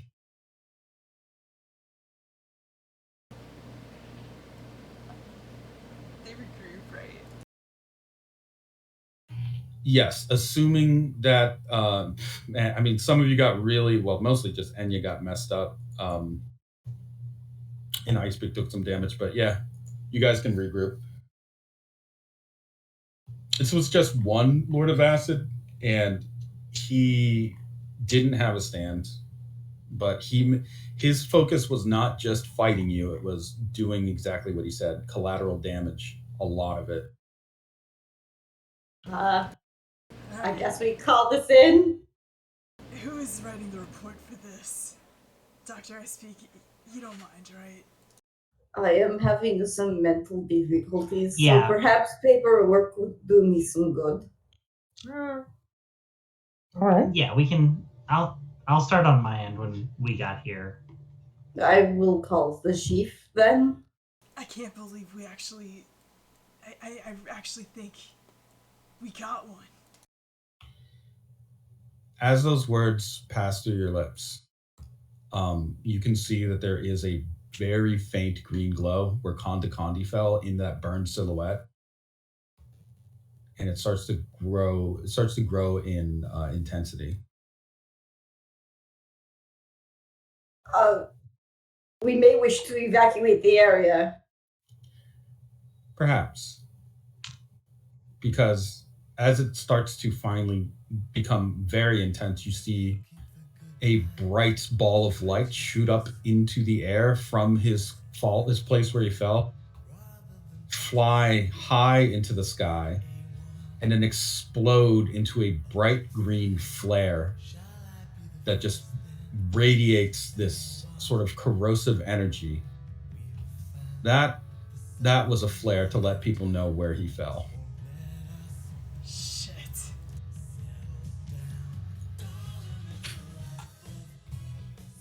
And there are other people very easily. He could see that all throughout the city.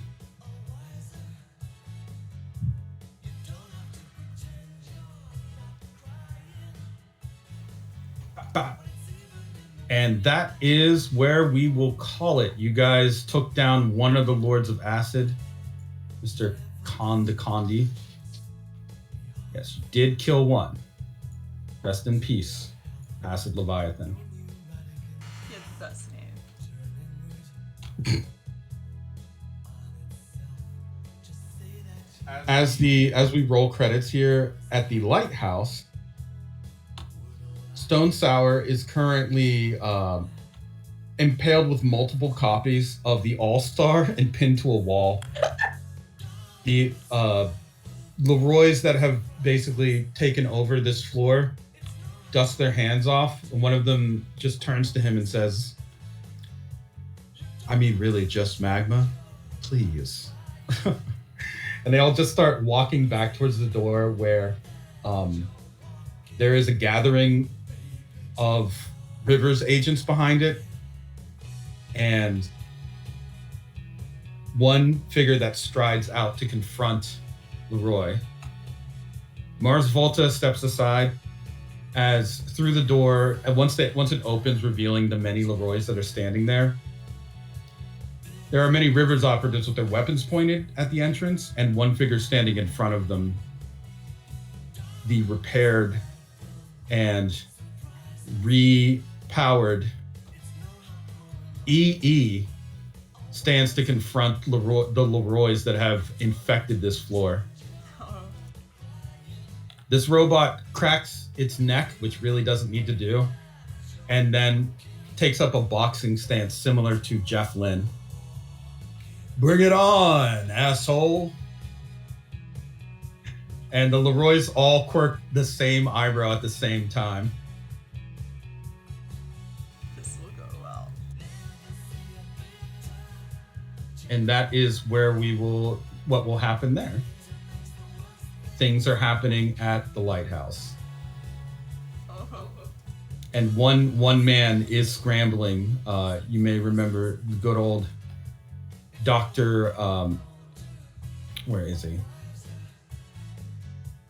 Your favorite river scientist. Oh, Dr. Jake Holmes. Yes, there he is. Fiddling around with Silencio, trying to figure out how to get it to work, and sweating and panicking. How do I do this? How do we do this? Now would be the time, yeah. Oh. He's doing that in a lab, like sort of hiding as a Leroy is walking in and pumps his shotgun. Come out! Come out! Marco! And he starts aiming the gun around. You're no fun. So that is what they're doing. No, you left it with him, I think. Yeah, I don't know why I thought I had it, but I was like, no, wait, I did leave it with him, and I was gonna no, I was gonna come back for it. So there we And go. then we got put on lockdown. That is currently what is happening at the lighthouse. And congratulations, Jess, you have taken out Khan DeCondi, one of the Lords of Acid. So good job. This technically closes both cases. A minor case. This minor case basically became a major case, really. Yeah. And it could escalate to a monumental if you tried to take down the Lords of Acid. But your plate's full right now. Oh, Yeah. so full. Because there is a woman looking for you at your offices who cannot find you. She has several signed subpoenas and a legal notice for a move to mistrial that she wants to discuss with your unit. Oh boy. Because of Mickey Mouse, not Mickey? You mean Charmless Man? Yeah, Charmless Man. Yes, because of him. Mm.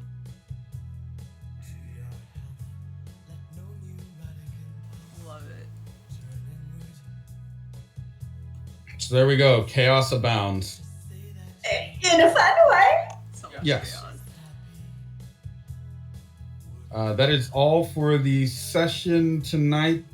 Some of you have noticed that your characters are experiencing a little bit of a, I don't know what you want to do. Yeah, mental issue. A This is fine. little bit of stress. Nah, I'm getting jacked. I'm cool. Yeah. Mikey's just getting yoked. That's his problem. Get absolutely shredded over here. I'm just gonna turn around, look at him, and be like, "What? If you get yoked?" I'm just flexing on KLP, just like all natty baby, no meat. Plastic beach body ready to go. Oh. Oh, that was awful. Meanwhile, I'm having, I don't know, a shaman mental breakdowns. Don't even know. Seeing people through time or something. I don't know. Yeah, it's tricky. Well, you all are at this point. I think all of you have experienced, I would say, echoes of the past. Yeah. Very specifically, these are echoes of people that are connected to things that I have mentioned. For you, Mikey, it's been Wamu, a pillar man who was aligned with air, had mode air and wind. For you, Ice Peak, it's been some kind of figure, like you figured, who's connected to electricity. Ah. And for you, Enya, it's been cars. Oh, good. It happened once, but there was the voice that spoke to you to say something. It was an echo of cars. Ah. For Claudia, it's an echo of somebody else that she has had actually the most experience with this with Poppy. Yay. You boy. You know, the other pillarman, Poppy. Dude, I'd kill for Pillar Man Poppy. Yeah, Pillar Man Poppy. Screams for help while she pile drives you through, like, a Oh, slab yeah. of concrete or something. Yes.